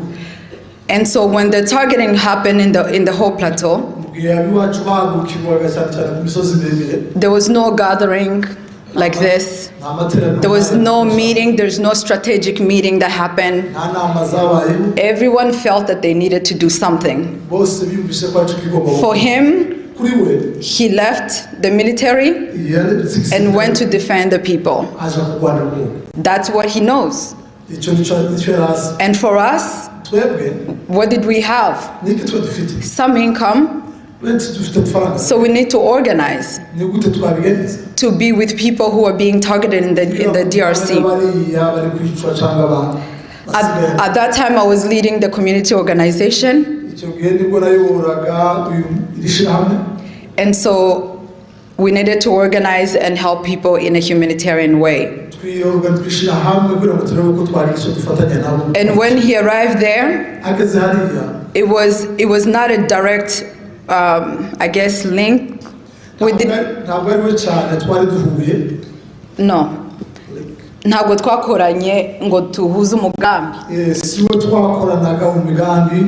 Yagiye yitumye he went himself kubera ko umutima we wamutumye gutabara. because of his passion and his heart. N'abanyamurenge bari muri diaspora Even the community diaspora, nabo barebye uko babigenza. they just find their way what they can do. Niho twakomeje umugambi wo kwigwanaho That's how we start defending nk'uko ababyeyi bacu mbere batubwiye mu mateka. parents taught us. So this is the third generation yo kwigwanaho. Uru ruzaba rwa gatatu kwirwanaho rero. And so niyo mpamvu navuze ngo reka tubwire fourth and the fifth generation yo kwigwanaho Uru ruzaba rwa kane n'urwa gatanu uko bagomba kwirwanaho. mu Cyongereza.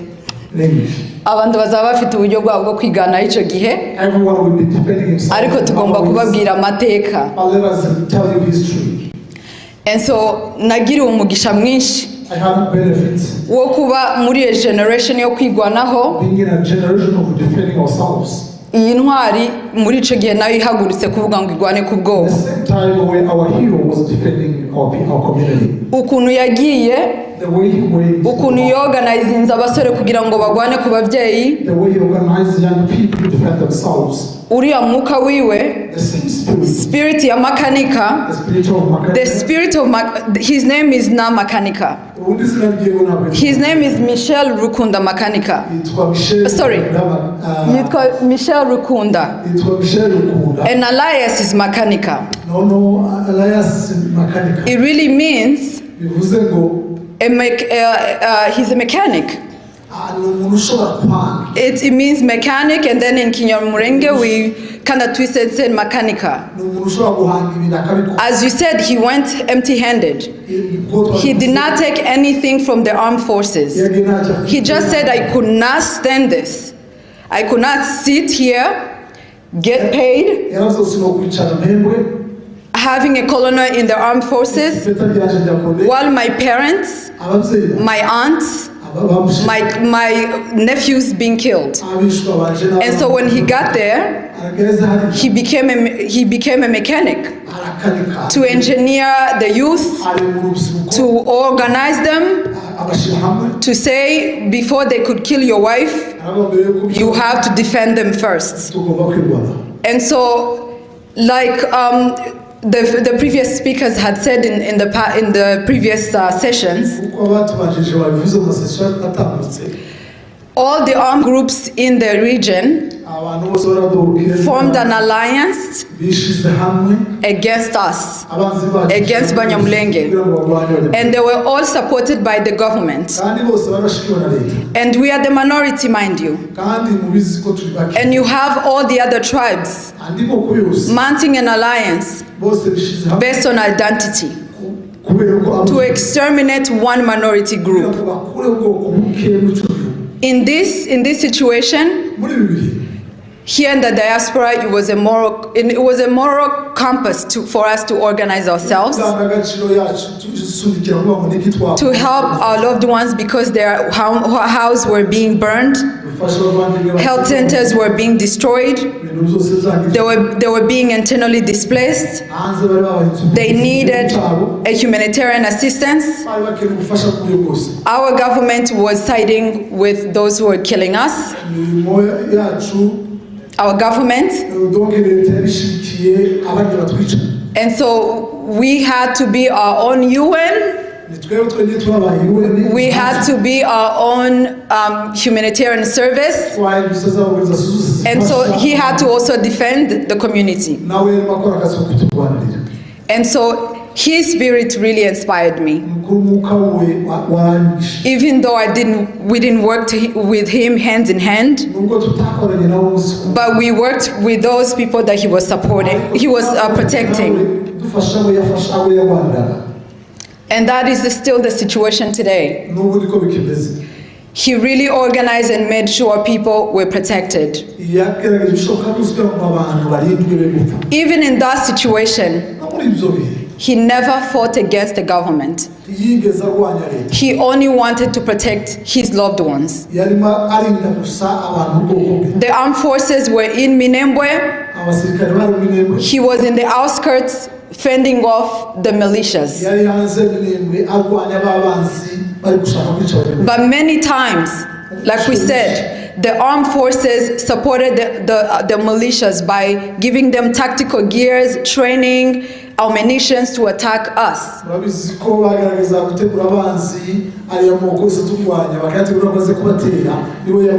But he still maintained that this is solely a self-defense.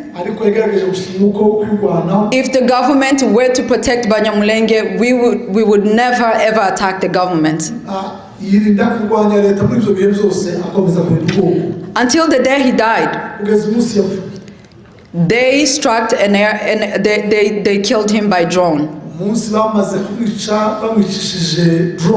that's when the Twigwaneho self-defense said, enough is enough. You had killed our leader. That mean, and this is after 5 years of self-defense. Vowing not to touch the government, still waiting for the government to change its mind and protect everyone. And that's when they allied themselves with the M23. Because they were abandoned. And M23 is a Tutsi group, like Banyamulenge from North Kivu. They are also trying to protect their families that were chased out of the country. And so, I want to say in a humanitarian way,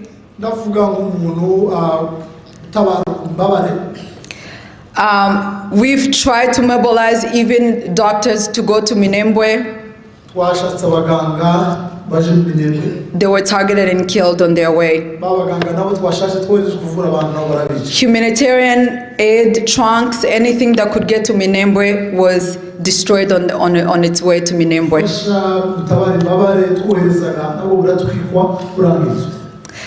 This means that they were trying to kill and uproot Banyamulenge out of their land by fire or by hunger. Up until now, Minembwe is under a blockade. It means Banyamulenge cannot trade with other local tribes, while other tribes are able to travel from one area to another. And if you're trying to get there, you will be killed, lynched. Not only as a civilian, by the way, not only as a civilian,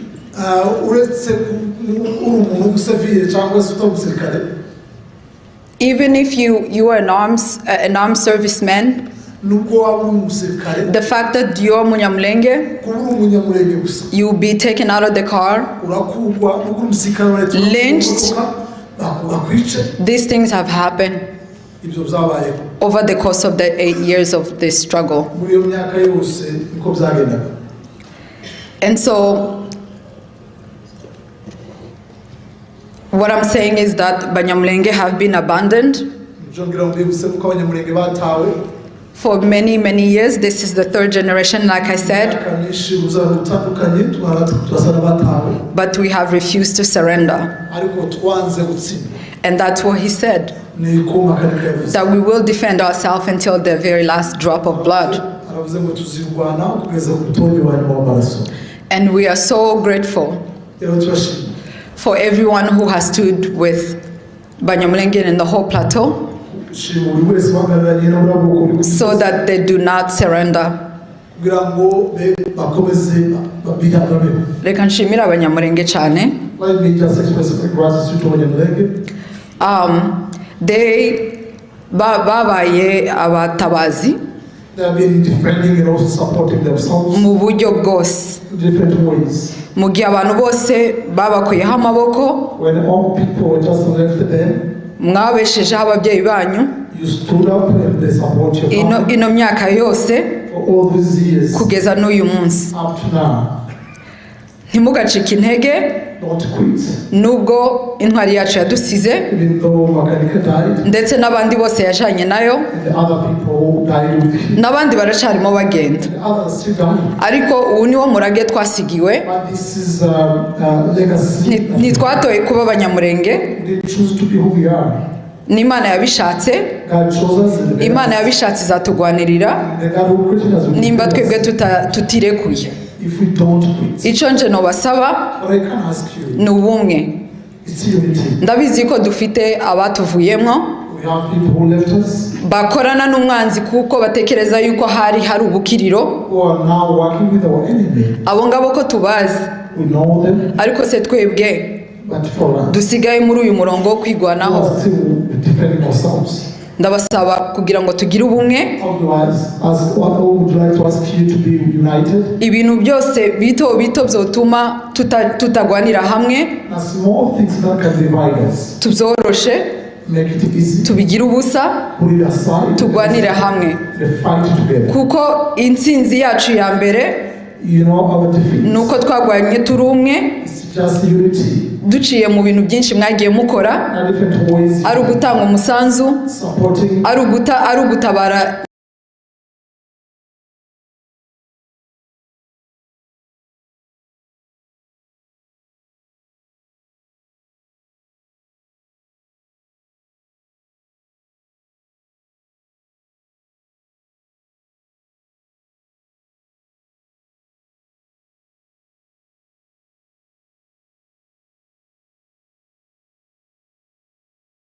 mu buryo bwose bushoboka,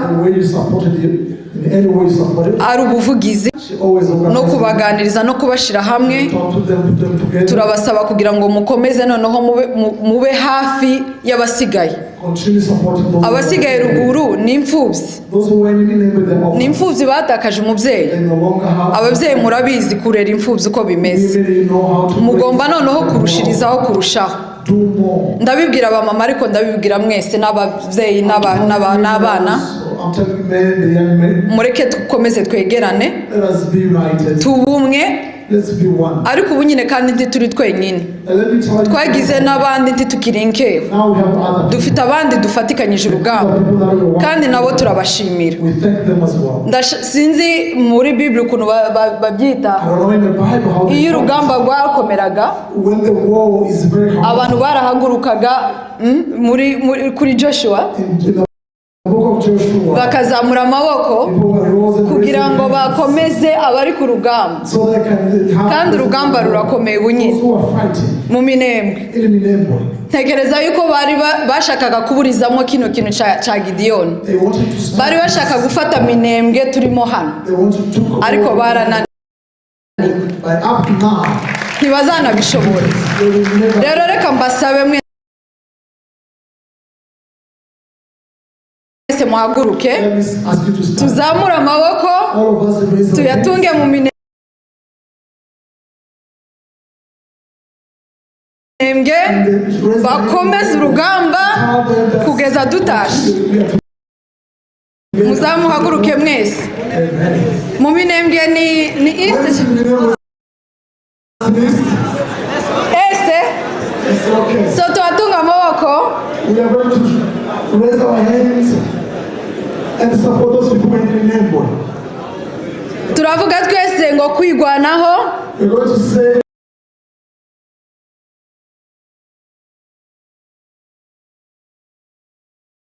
defend ourselves. N'ubuzima. It's a life. Cya gatatu. Na third generation. Abagenzi. The Gen Z. N'abagena Alpha. And Gen Alpha. Muzaba muri generation ya gatanu. We are going to be generation. Ahari ntibizaba bimeze gutya. Ariko kwigwanaho kuzakomeza. Reka twese rero dutunga amaboko. Let's just show our hands over there. Dutekereza abari mu Minembwe ubu nyine kuri no mu Gwitsankuku. Remember those people in Gwitsankuku. Ni Masisi. In Masisi. Walikale. Walikale. Hose muri Eastern Congo. Tuvuge ngo kwigwanaho n'ubuzima. Twese tubisubiremo rimwe. 1, 2, 3. Kwigwanaho n'ubuzima. Murakoze cyane. Thank you so much.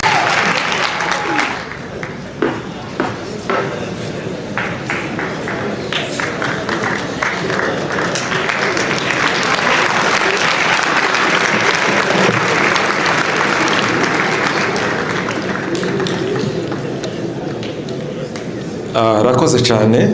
Thank you very much ku ijambo risubizamo imbaraga duhaye. for a word that comforts us again. Nkuko nabivuze kare, Like I said earlier, abantu bake bo muri iki gihugu batwumva. we have some people here who know our struggle, batanze umwanya wabo, who have given their time, babigiramo imbaraga nyinshi, and they put a lot of strength, bayirwa bandika, who write, bagira ubushakashatsi who research, kugira ngo babashe kubwira isi ko turengana. so that they can tell the world about what's going on. Ndagira rero ngo aka kanya dukurikirane ijambo rya Dr. Bojana. Let's right now listen to Dr. Bojan. Niba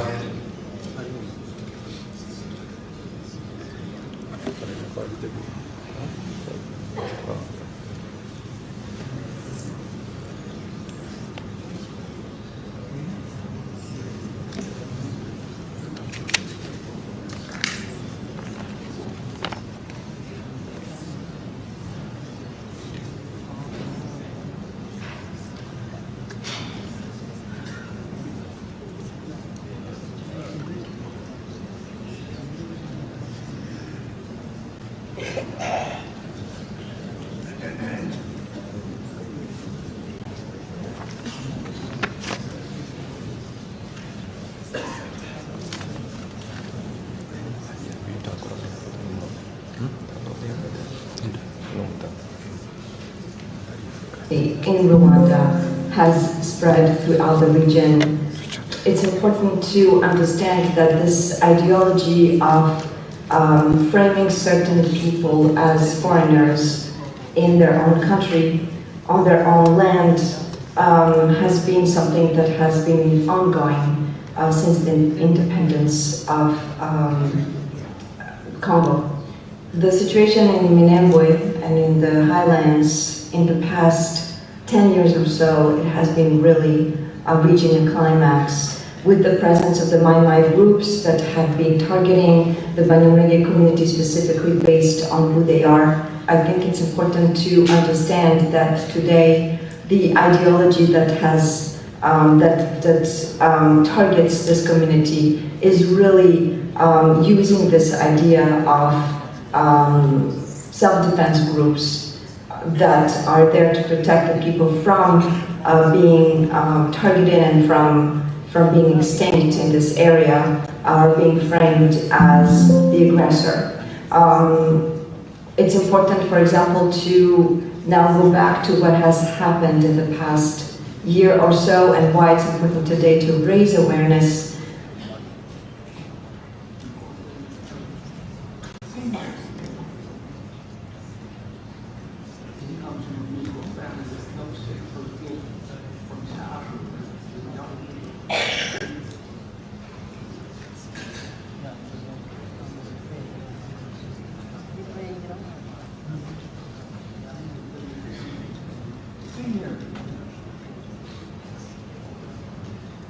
Good afternoon, and thank you for having me today during this important commemorative event.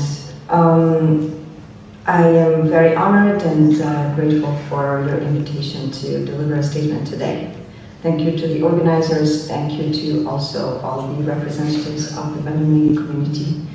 I would like to start by conveying the idea that today we are in a very dire situation in South Kivu. A new occurrence. It is not something that has started today. In my work, I have raised awareness about how the ideology that has led to the 1994 genocide against Tutsi in Rwanda has spread throughout the region. It's important to understand that this ideology of framing certain people as foreigners in their own country, on their own land, has been something that has been ongoing since the independence of Congo. The situation in Minembwe and in the highlands in the past 10 years or so, it has been really reaching a climax with the presence of the Mai groups that have been targeting the Banyamulenge community specifically based on who they are. I think it's important to understand that today the ideology that has targets this community is really using this idea of self-defense groups that are there to protect the people from being targeted and from being extinct in this area, are being framed as the aggressor. It's important, for example, to now go back to what has happened in the past year or so and why it's important today to raise awareness about the ongoing situation of violence against the Banyamulenge community. In my work, as I have interviewed a number of people who live in South Kivu, particularly in the highlands, but also in Uvira. In those interviews, I have been informed about the type of situation that the Banyamulenge had to face in Uvira particularly, but also in the highlands. Of course, we've had the blockade that was ongoing in the past year and so, but also now more specifically since the withdrawal of AFCM 23 from Uvira. The blockade has been ongoing. I would like to actually remind here that even the spokesperson of the army of Burundi has acknowledged that they have engaged in creating this blockade.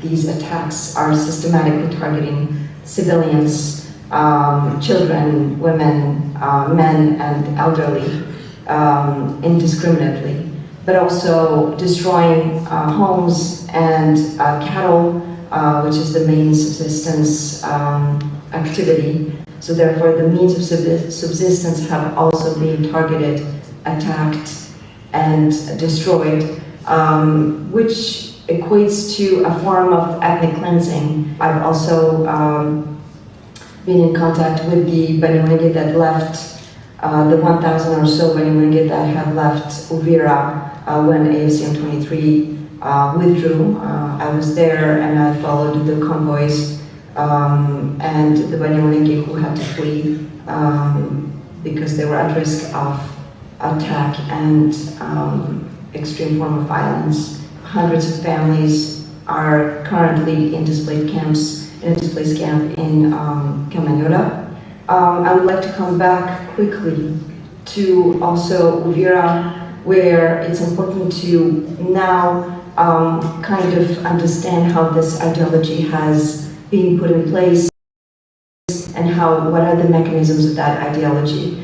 When I spoke to people in Uvira and people from the highlands, so the situation and the way that these mechanisms of genocide ideology have been put in place and have functioned have really focused on the notion of defining the Congolese Tutsi as being foreigners and equating them or assimilating them to Rwandans. One example that I could really use here is that when AFCM 23 came to liberate Eastern Congo, or some areas of Eastern Congo, including Goma and Bukavu, the Mai Mai, the Wazalendo, what we call the Wazalendo, have come to occupy Uvira. The Banyamulenge were renamed Banyarwanda in order to define them as foreigners, in order to define them as being assimilated to Rwandans, that Rwandans themselves have been defined as aggressors. Again, this is political manipulation that has unfortunately targeted this community. By renaming the Banyamulenge Banyarwanda, it is a way of denying them the right to be in Eastern Congo, the right to continue their lives as they've done for several centuries on this land. The conspiracy theories that define the Banyamulenge as foreigners is exactly one of the mechanisms that has been used to deny existence, and of course to deny citizenship, but ultimately to deny existence for the Banyamulenge in South Kivu. So I do want to once again raise awareness about the situation that has been ongoing in the past year since AFC M23 have arrived to put an end to this ideology in Eastern Congo. This has been used by the central government against the communities of particularly so Tutsi Kinyarwanda speaking in North and South Kivu. The FDLR, of course, as a force, as a genocidal force, which was created by the remnants of those who committed genocide in 1994 in Rwanda, have been present in both North and South Kivu, and today we can see that that violence has continued, particularly now in the areas of Masisi, Ruchuru, and in North Kivu, but also in South Kivu. The FDLR have been part of this coalition where the Burundian troops are also integrated. And again, the Banyamulenge have been systematically targeted. In Uvira, we've heard that hate speech has been broadcasted on radio, but also has been used, this dangerous form of speech has been used in Uvira for the entire year before AFCM 23 came to push them away and to secure this area. We've heard, of course, the entire situation with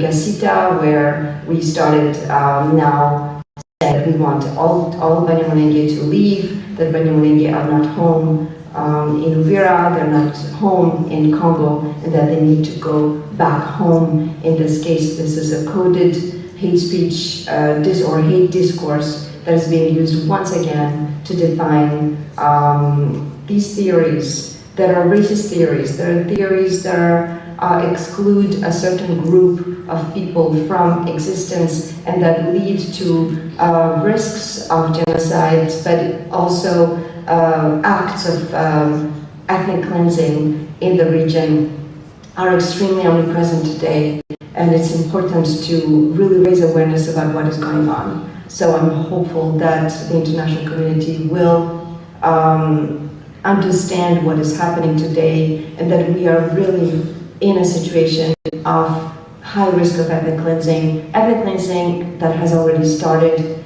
since we've seen systematic attacks, airstrikes on civilian population in South Kivu, daily airstrikes by the central government or by the coalition of the central government that embeds all these groups that have been targeting the Banyamulenge in the last 10 years. We are really reaching a situation, an alarming situation, where the Banyamulenge are at high risk of genocide, of extermination, and they've been already for 30 years stranded in refugee camps.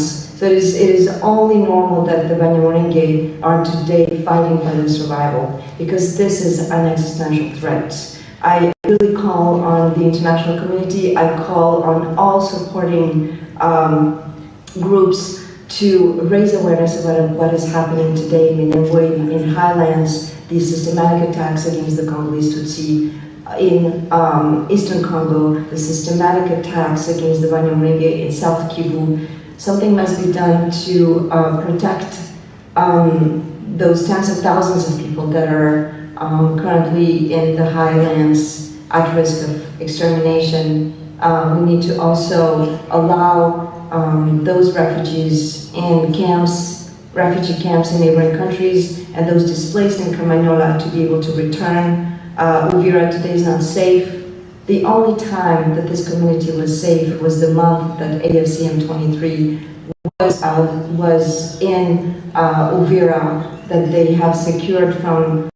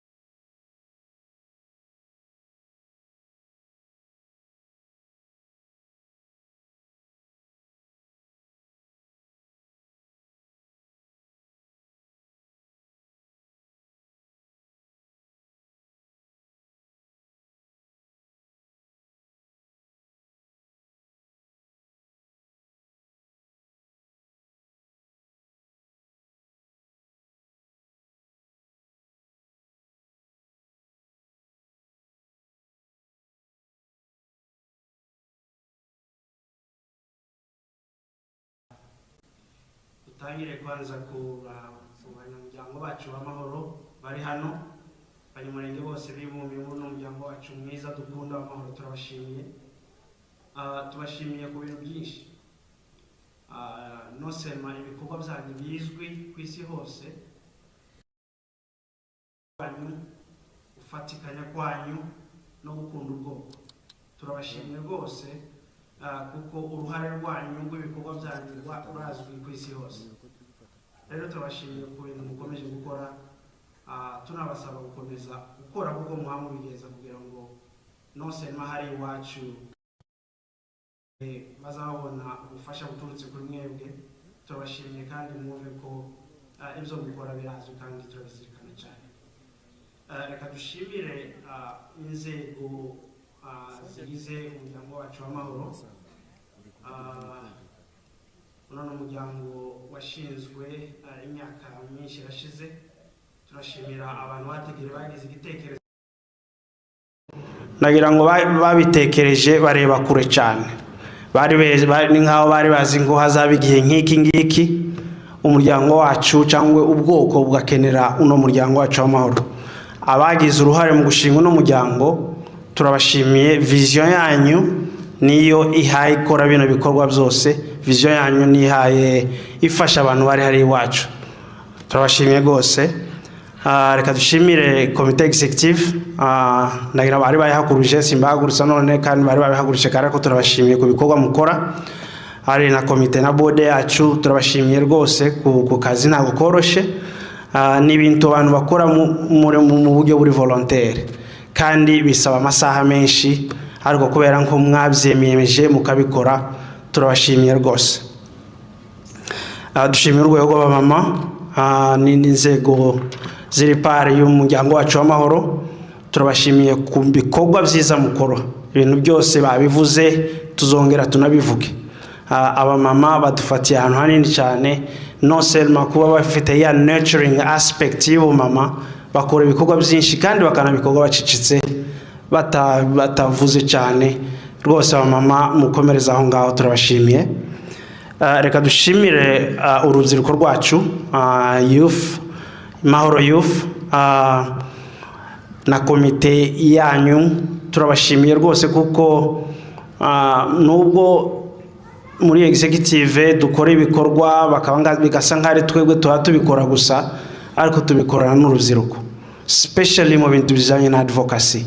Kino gihugu ni igihugu gisa nkaho kirenze bamwe, hari ibintu byinshi urubyiruko rudufashamo kandi turabakeneye cyane kuko muri kino gihe intambara abantu babahura nazo, ibibazo bene wacu bahura nabyo, solution cyangwa se solution yabo kenshi biri hano, kandi kugira ngo tubigereho nuko urubyiruko rwacu rugomba guhaguruka rukagura party yayo kuko nibo bazi systeme, nibo bazi imvugo. Rwose nk'barabikora neza, tunabasaba gukomereza gukora neza.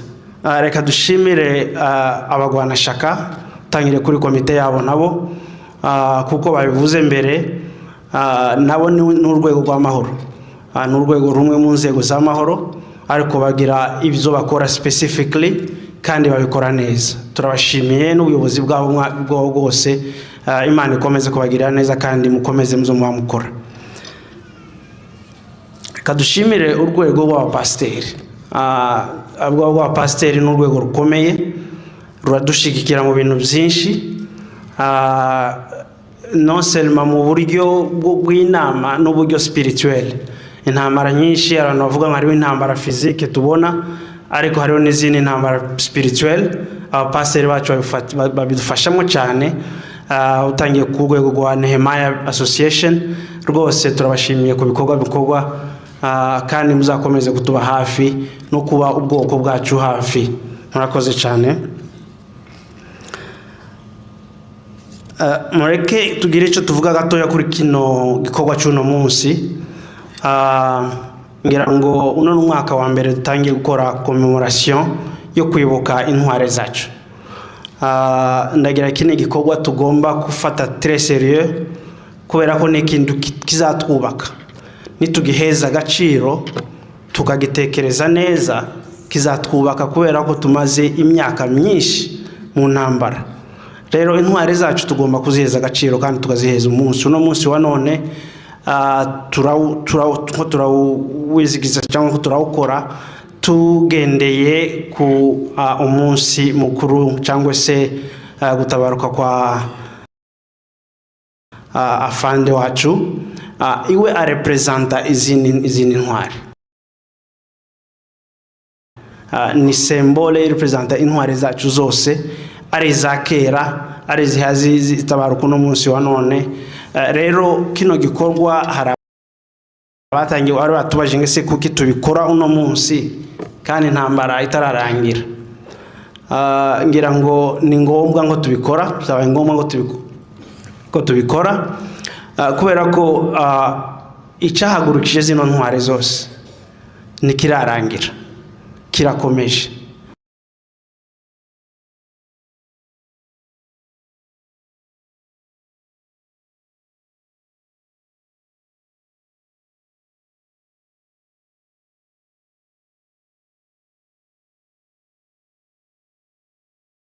Rero n'umunsi wa none ni ngombwa ngo tubikora kugira ngo twibutse abantu,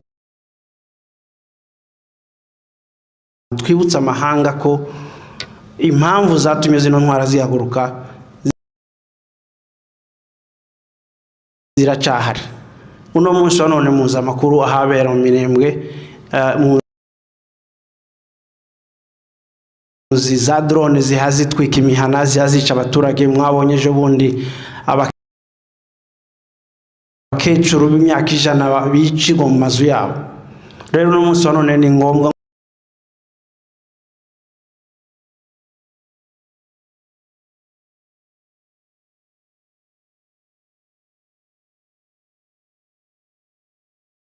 ngo tuwukora.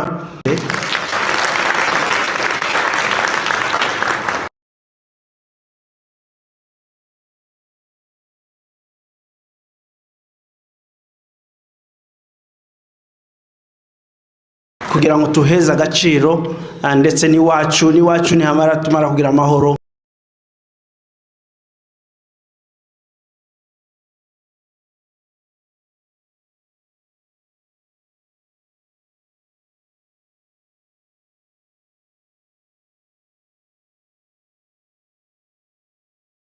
Ndagira ngo tuzaba tumakinga sure ko n'iwacu dukora mu buryo buri specific, mu buryo buri organize.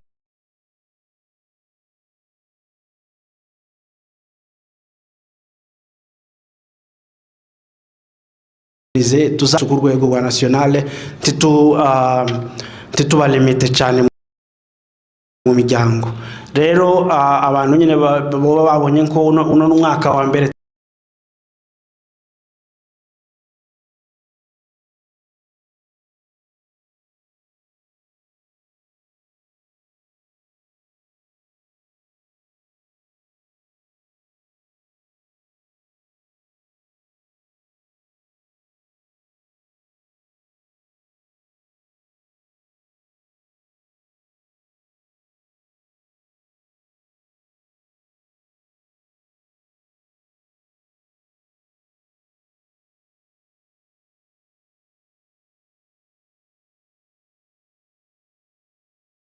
tubitangiye hoba hariho peut-être ibintu ubwoko bwacu Kampala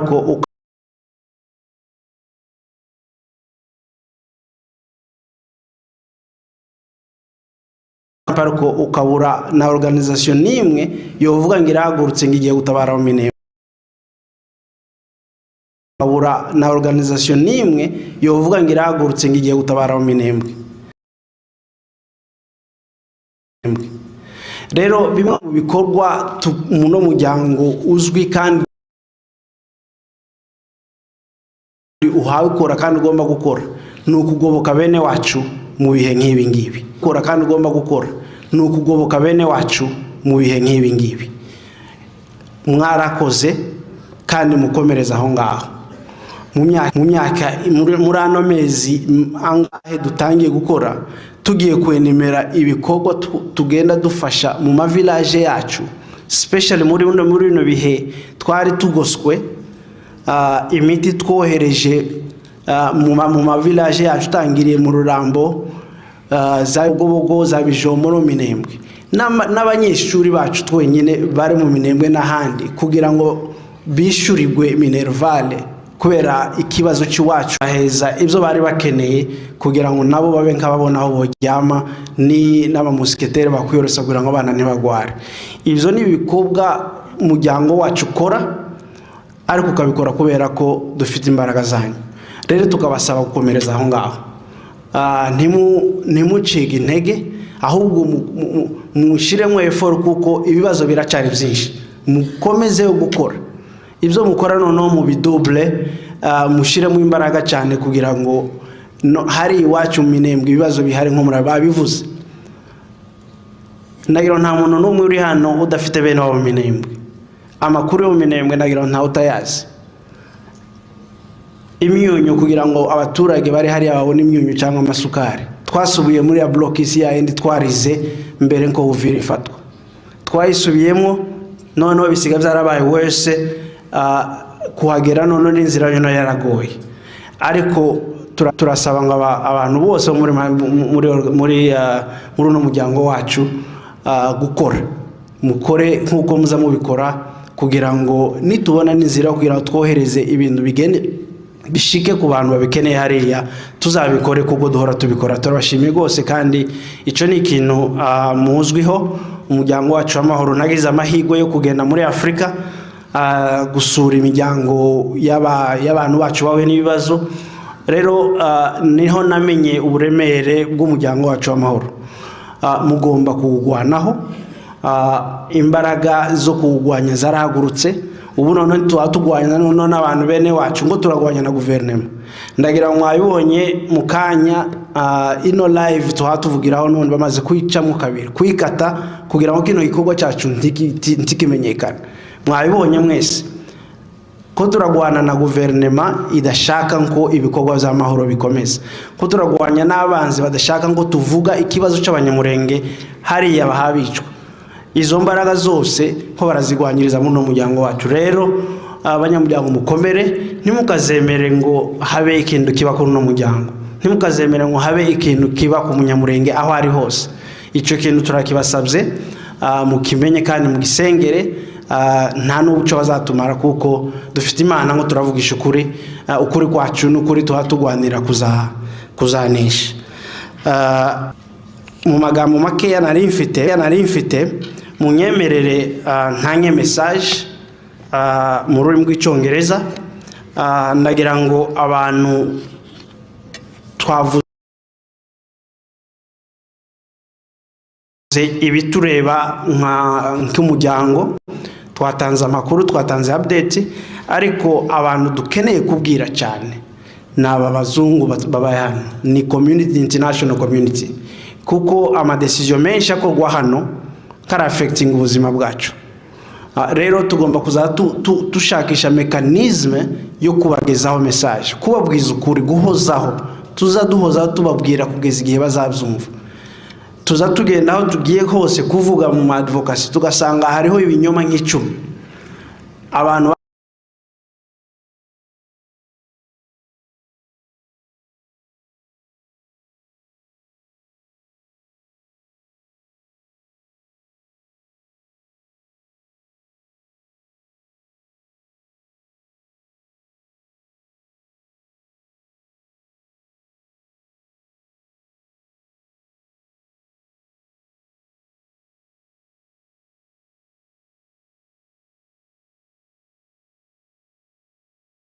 baje kubwira abantu amakuru bakababesha babwira batubeshera rivuga muri advocacy, rivuga impamvu intwari zacu zagurutse kandi rinasaba n'ubutabera no kugira ngo amahanga yumve ikibazo cyacu. Murakoze. Distinguished guests, members of community, partners, friends, defenders of human rights and human dignity. Today we gather not only to honor the memory of a man, but to reflect on a cry he carried on behalf of an entire people. A cry that rose from the mountain of High Plateau, a cry filled a cry filled with pain, resilience, and hope. A cry that simply say, protect my people. Our heroes made difficult choices at the time, when silence felt safer. And whatever one's perspective on the paths taken during those difficult years, history will remember one thing. They spoke at a moment when many felt abandoned, threatened, and unheard. When the Banyamulenge community faced displacement, persecution, and threat of being erased from their ancestral land, their voices became one of the few that pierced through the darkness. Today, as Mahoro Peace Association, the voice of the voiceless, we do not remember them to glorify conflict. We remember them to acknowledge the condition that forced such a plea to exist. Since 2017, the Banyamulenge community in DRC has endured a crisis that cannot be dismissed as an isolated incident. We have seen systematic pattern, villages being burned, homes destroyed, cattle, the backbone of our livelihood, looted and killed, and entire communities besieged through the Hot Plateau. Scholars have described this as a slow genocide, a targeted elimination, not only of lives, but of livelihood, identity, and belonging. Thousands have fled, surviving in fragile and improvised displacement camps.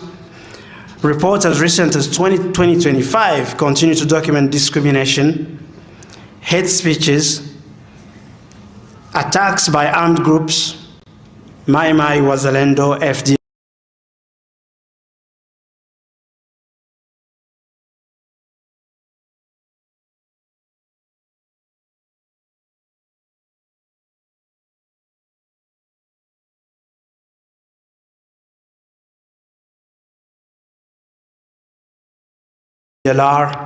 Naming but few. Let us be clear. We are not merely statistics. We are not geopolitical noise.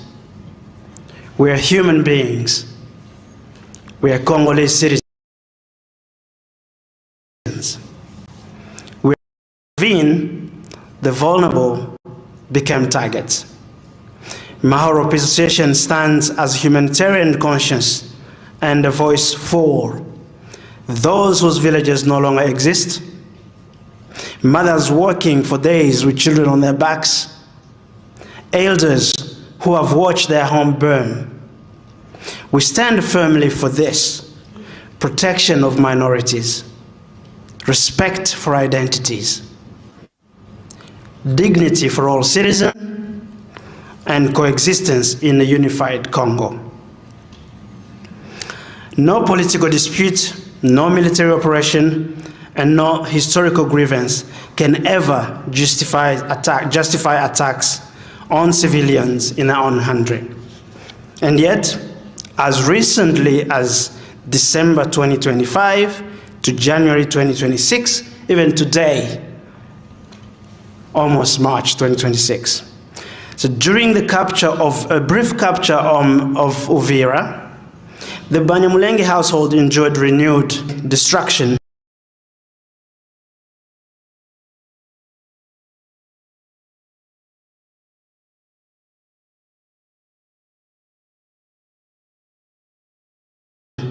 Of home and churches, and many of them displaced to Kamanyola. Not because of the allegiance with Congo, our government. We call on MONUSCO, an international organization.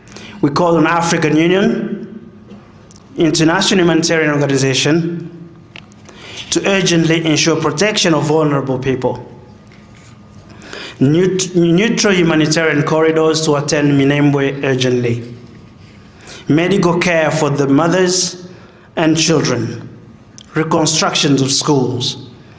monitoring of ethnic motivated violence, and accountability for attacks on civilians. And what is the role of Mahoro Peace Association in all this? When displaced families fled to Kamanyola with nothing, no food, no mattresses, no medical supply, Mahoro Peace Association stepped in. They provide the necessary needs for people in need. Our members, both in diaspora and in the region, provided emergency food, basic shelters, and essential supplies. Not because we have an abundant resources, but because we refuse to let our people suffer alone. Still, we recognize that we cannot do this alone. Silence has been an additional wound to our people. International early warning bodies have raised alarms. Genocide Watch has categorized the Banyamulenge situation as a genocide emergency. The UN Special Advisor on Prevention of Genocide has warned of widespread systematic attacks, including sexual violence.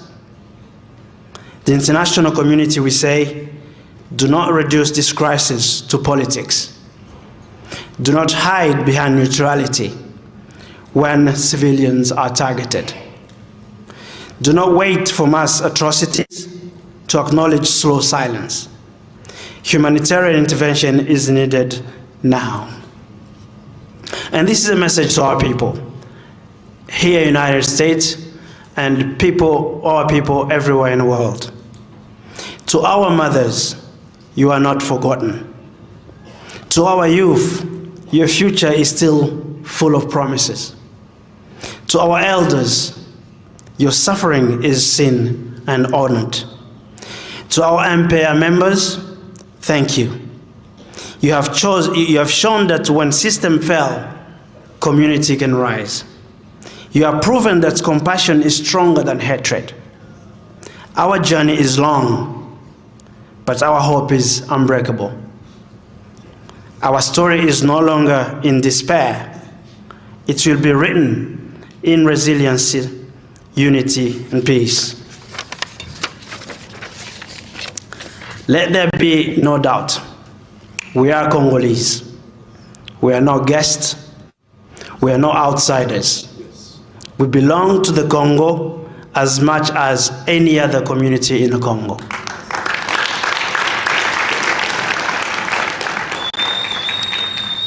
A strong Congo protects all its people, regardless of race or tribes. A united Congo rejects ethnic hatred. A peaceful Congo ensures every child grows without fear. Our call is not for division. Our call is for justice and protection. As we conclude, as we remember our heroes, we protect our people. And today, we extend them. Do not displace them. Do not erase them. Do not silence them. Protect them, support them, and do not be silent. Mahoro Peace Association will continue to be the voice of the voiceless, in service, in advocacy, in unwavering pursuit of peace. May justice rise in our plateau. May protection reach the vulnerables. May courage replace silence. And may our children one day speak of this time, not as an era of sorrow, but as the moment the world finally listened. Thank you very much.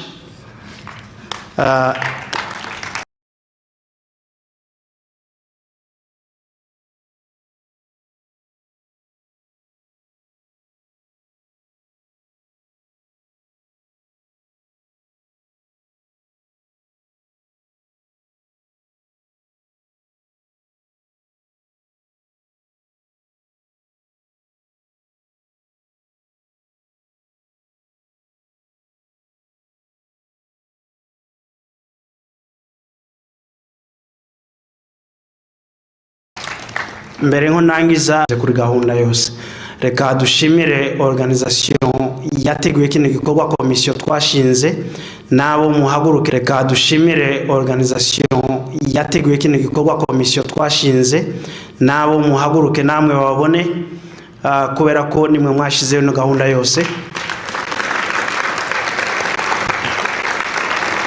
turabashimiye gose kuri no program kandi mwabikoze neza cyane reka turangize tusubize ijambo ku muyobozi wa gahunda Imana y'umugisha murakoze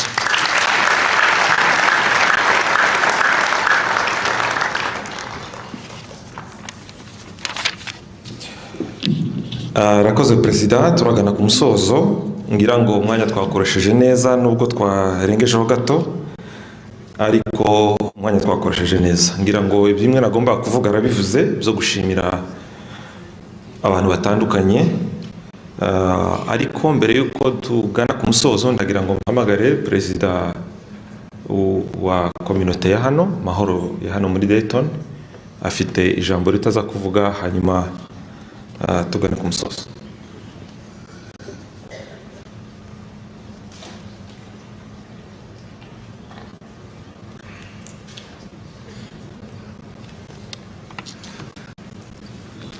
Arakoze umuyobozi wa gahunda nta byinshi jewe mvuga kuri uyu munsi kubera ko ibintu byose byavuzwe byari bikenewe kandi nubwo twoceceka kubabona gusa ko nyine ukuravuga iki gikorwa kugira ngo kigende neza cyitabirwe n'imbaraga nyinshi zakoreshejwe n'iyi timu yose bahagurukije kandi turabashimiye nje ndatanga amatangazo ariko nanone mbanza kubashimira mu by'ukuri mwagize neza kwitaba iki nicyo gikenewe nicyo kibanze ni nacyo cy'ingenzi ni nacyo twokora kandi uko mwitabye gutya mwavuye hirya no hino mu masiteti atandukanye ariko muzoza mwitaba ibikorwa byose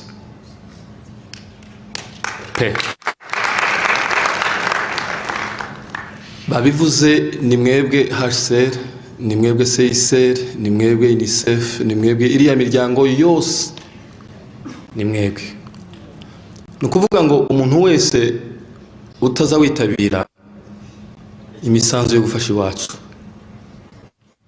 jumenya kuko ko ndatinya kubyita icyaha ariko ntabyita icyaha kuko jewe si pasiteri ni icyaha gikomeye kuko mama wamufasha kandi gukora neza ni byiza iyo murya mugasagura babasaba 200 mukanga kuyitanga mukayishakira impamvu muzi neza ko ariyo yubaka iwanyu icyo ni icyaha iyo bavuga ngo tugende tuje kuvuga duhaguruke twese narebye bano bantu sanga twohaguruka twese twashaka ntituvuge tukicara hariya kuri UN ntatiki dusaba ni ndende tukicara kuri White House mucecetse gutyo mucecetse ntaho havuga byo vuga cyane kuruta ibyo mwamuvugira hano hari muzabitekerezeho nibazo babango tugende tugenda reka shimire abayobozi ba Mahoro shimire abayobozi ba Rwanda shaka shimire community shimire imiryango abashitsi bacu twabanye shimire bene wacu bose twatumiye bakatwita mu by'ukuri habonetse abantu bashaka kuvuga ko kino kintu cyatega mu buryo butunguranye ariko mwacitabye mwagize neza cyane ndashimira aba protocol bacu bahagaze kuva mu gitondo bahagaze kuva umunsi kino gikorwa gitangira amanama menshi mu izina ryabo bose ndashimira Vice President Bagaza Clement ndashimira Gasongo mu bahano n'abandi bose babyumve na protocol ziri hari hanze zitigeze ziba part ya event kugira ngo ba making sure kuko ibintu bimeze neza reka shimira abanyamuhana bacu barajije abantu mwagize neza cyane tunababwire ngo n'ubu nyine turacabishimiye abavuye hirya no hino rwose mugerageze nituva hano muri break mukingura imiryango yanyu musangire n'abavandimwe kugira ngo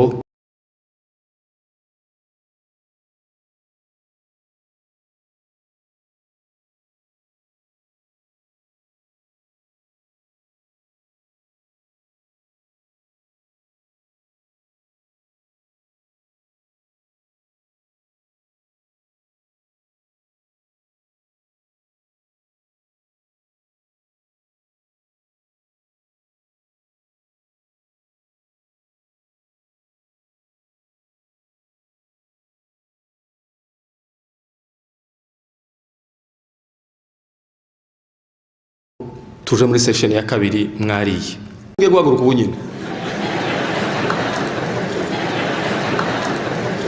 nimurangiza sinje usoza kuko sinje watangije moderateur arahari nari mvuze mu gihe muhaguruka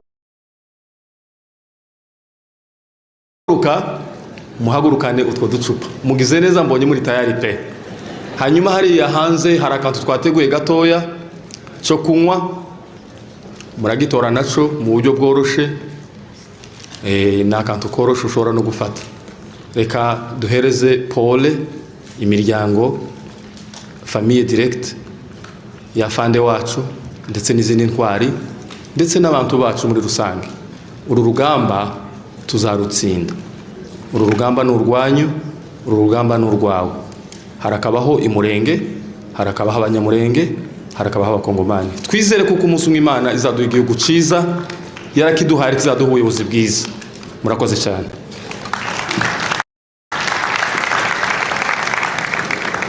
arakoze perezida w'umuhana perezida hari ikintu yavuze kugira ngo abantu bacumve neza ubutaha ubu ni ubwa mbere kino gikorwa giteguwe harashobora kuba habayemo amakosa cyangwa abantu bakabona mutu tutagenze neza ibyo ni ibisanzwe nta experience twari dufite ubutaha bizagenda neza kurushaho ikindi nuko birashobora kutazosubira kubera hano twababwiye ko uyu muntu atari umuryango ubu mumenye ko mwashinguye ubutaha nikibera muri Arizona muri Texas uko mwitavye n'ubundi tuzasubire tugende nuko nigihe nanone bizoba ntabwo ari ngombwa ngo ari mwe muzotanga ubuhamya tuzaselectinga n'abandi ariko igikorwa kizakomeze gikorwe mu buryo bwiza twashimiye abantu baje ariko nabonye abantu bafashe indege benshi cyane bavuye muri Mene nabonye abantu bo muri bayo benshi kuri mwakoze kuza iki ni igikorwa ciza amatangazo makeya twavuze ko dufite ibice bibiri general yarataramaga ngira ngo igihe twarebaga video yiwe twageze ku ndirimbo mbona abantu bose hajemo izindi emotion ni mugoroba guhera saa 12 dufite igitaramo abantu barasura bo mwibuke mu bikorwa yakoraga byo gusengesha ubwoko hari umunsi muhire yavuze ko nyuma y'ibikorwa yakoze yanazungurutse abwiriza akarere kose ka ruguru ibyo navyo turaza kubikora nimugoroba ni service za kuba nziza wenda ivugirwamo ibintu biremereye abantu baze kuza kuyitabira nituva hano abasore bose sinzi uko tubigabanya baze gusigara muri uruhande hari akantu gato baza gukora na timu yabo hanyuma abarwanashaka bose nabo nanone ntibasohoke baje muri side gusa haraza kuba bamwe bari mu basore bari no mu barwanashaka ariko abantu baragerageza barebe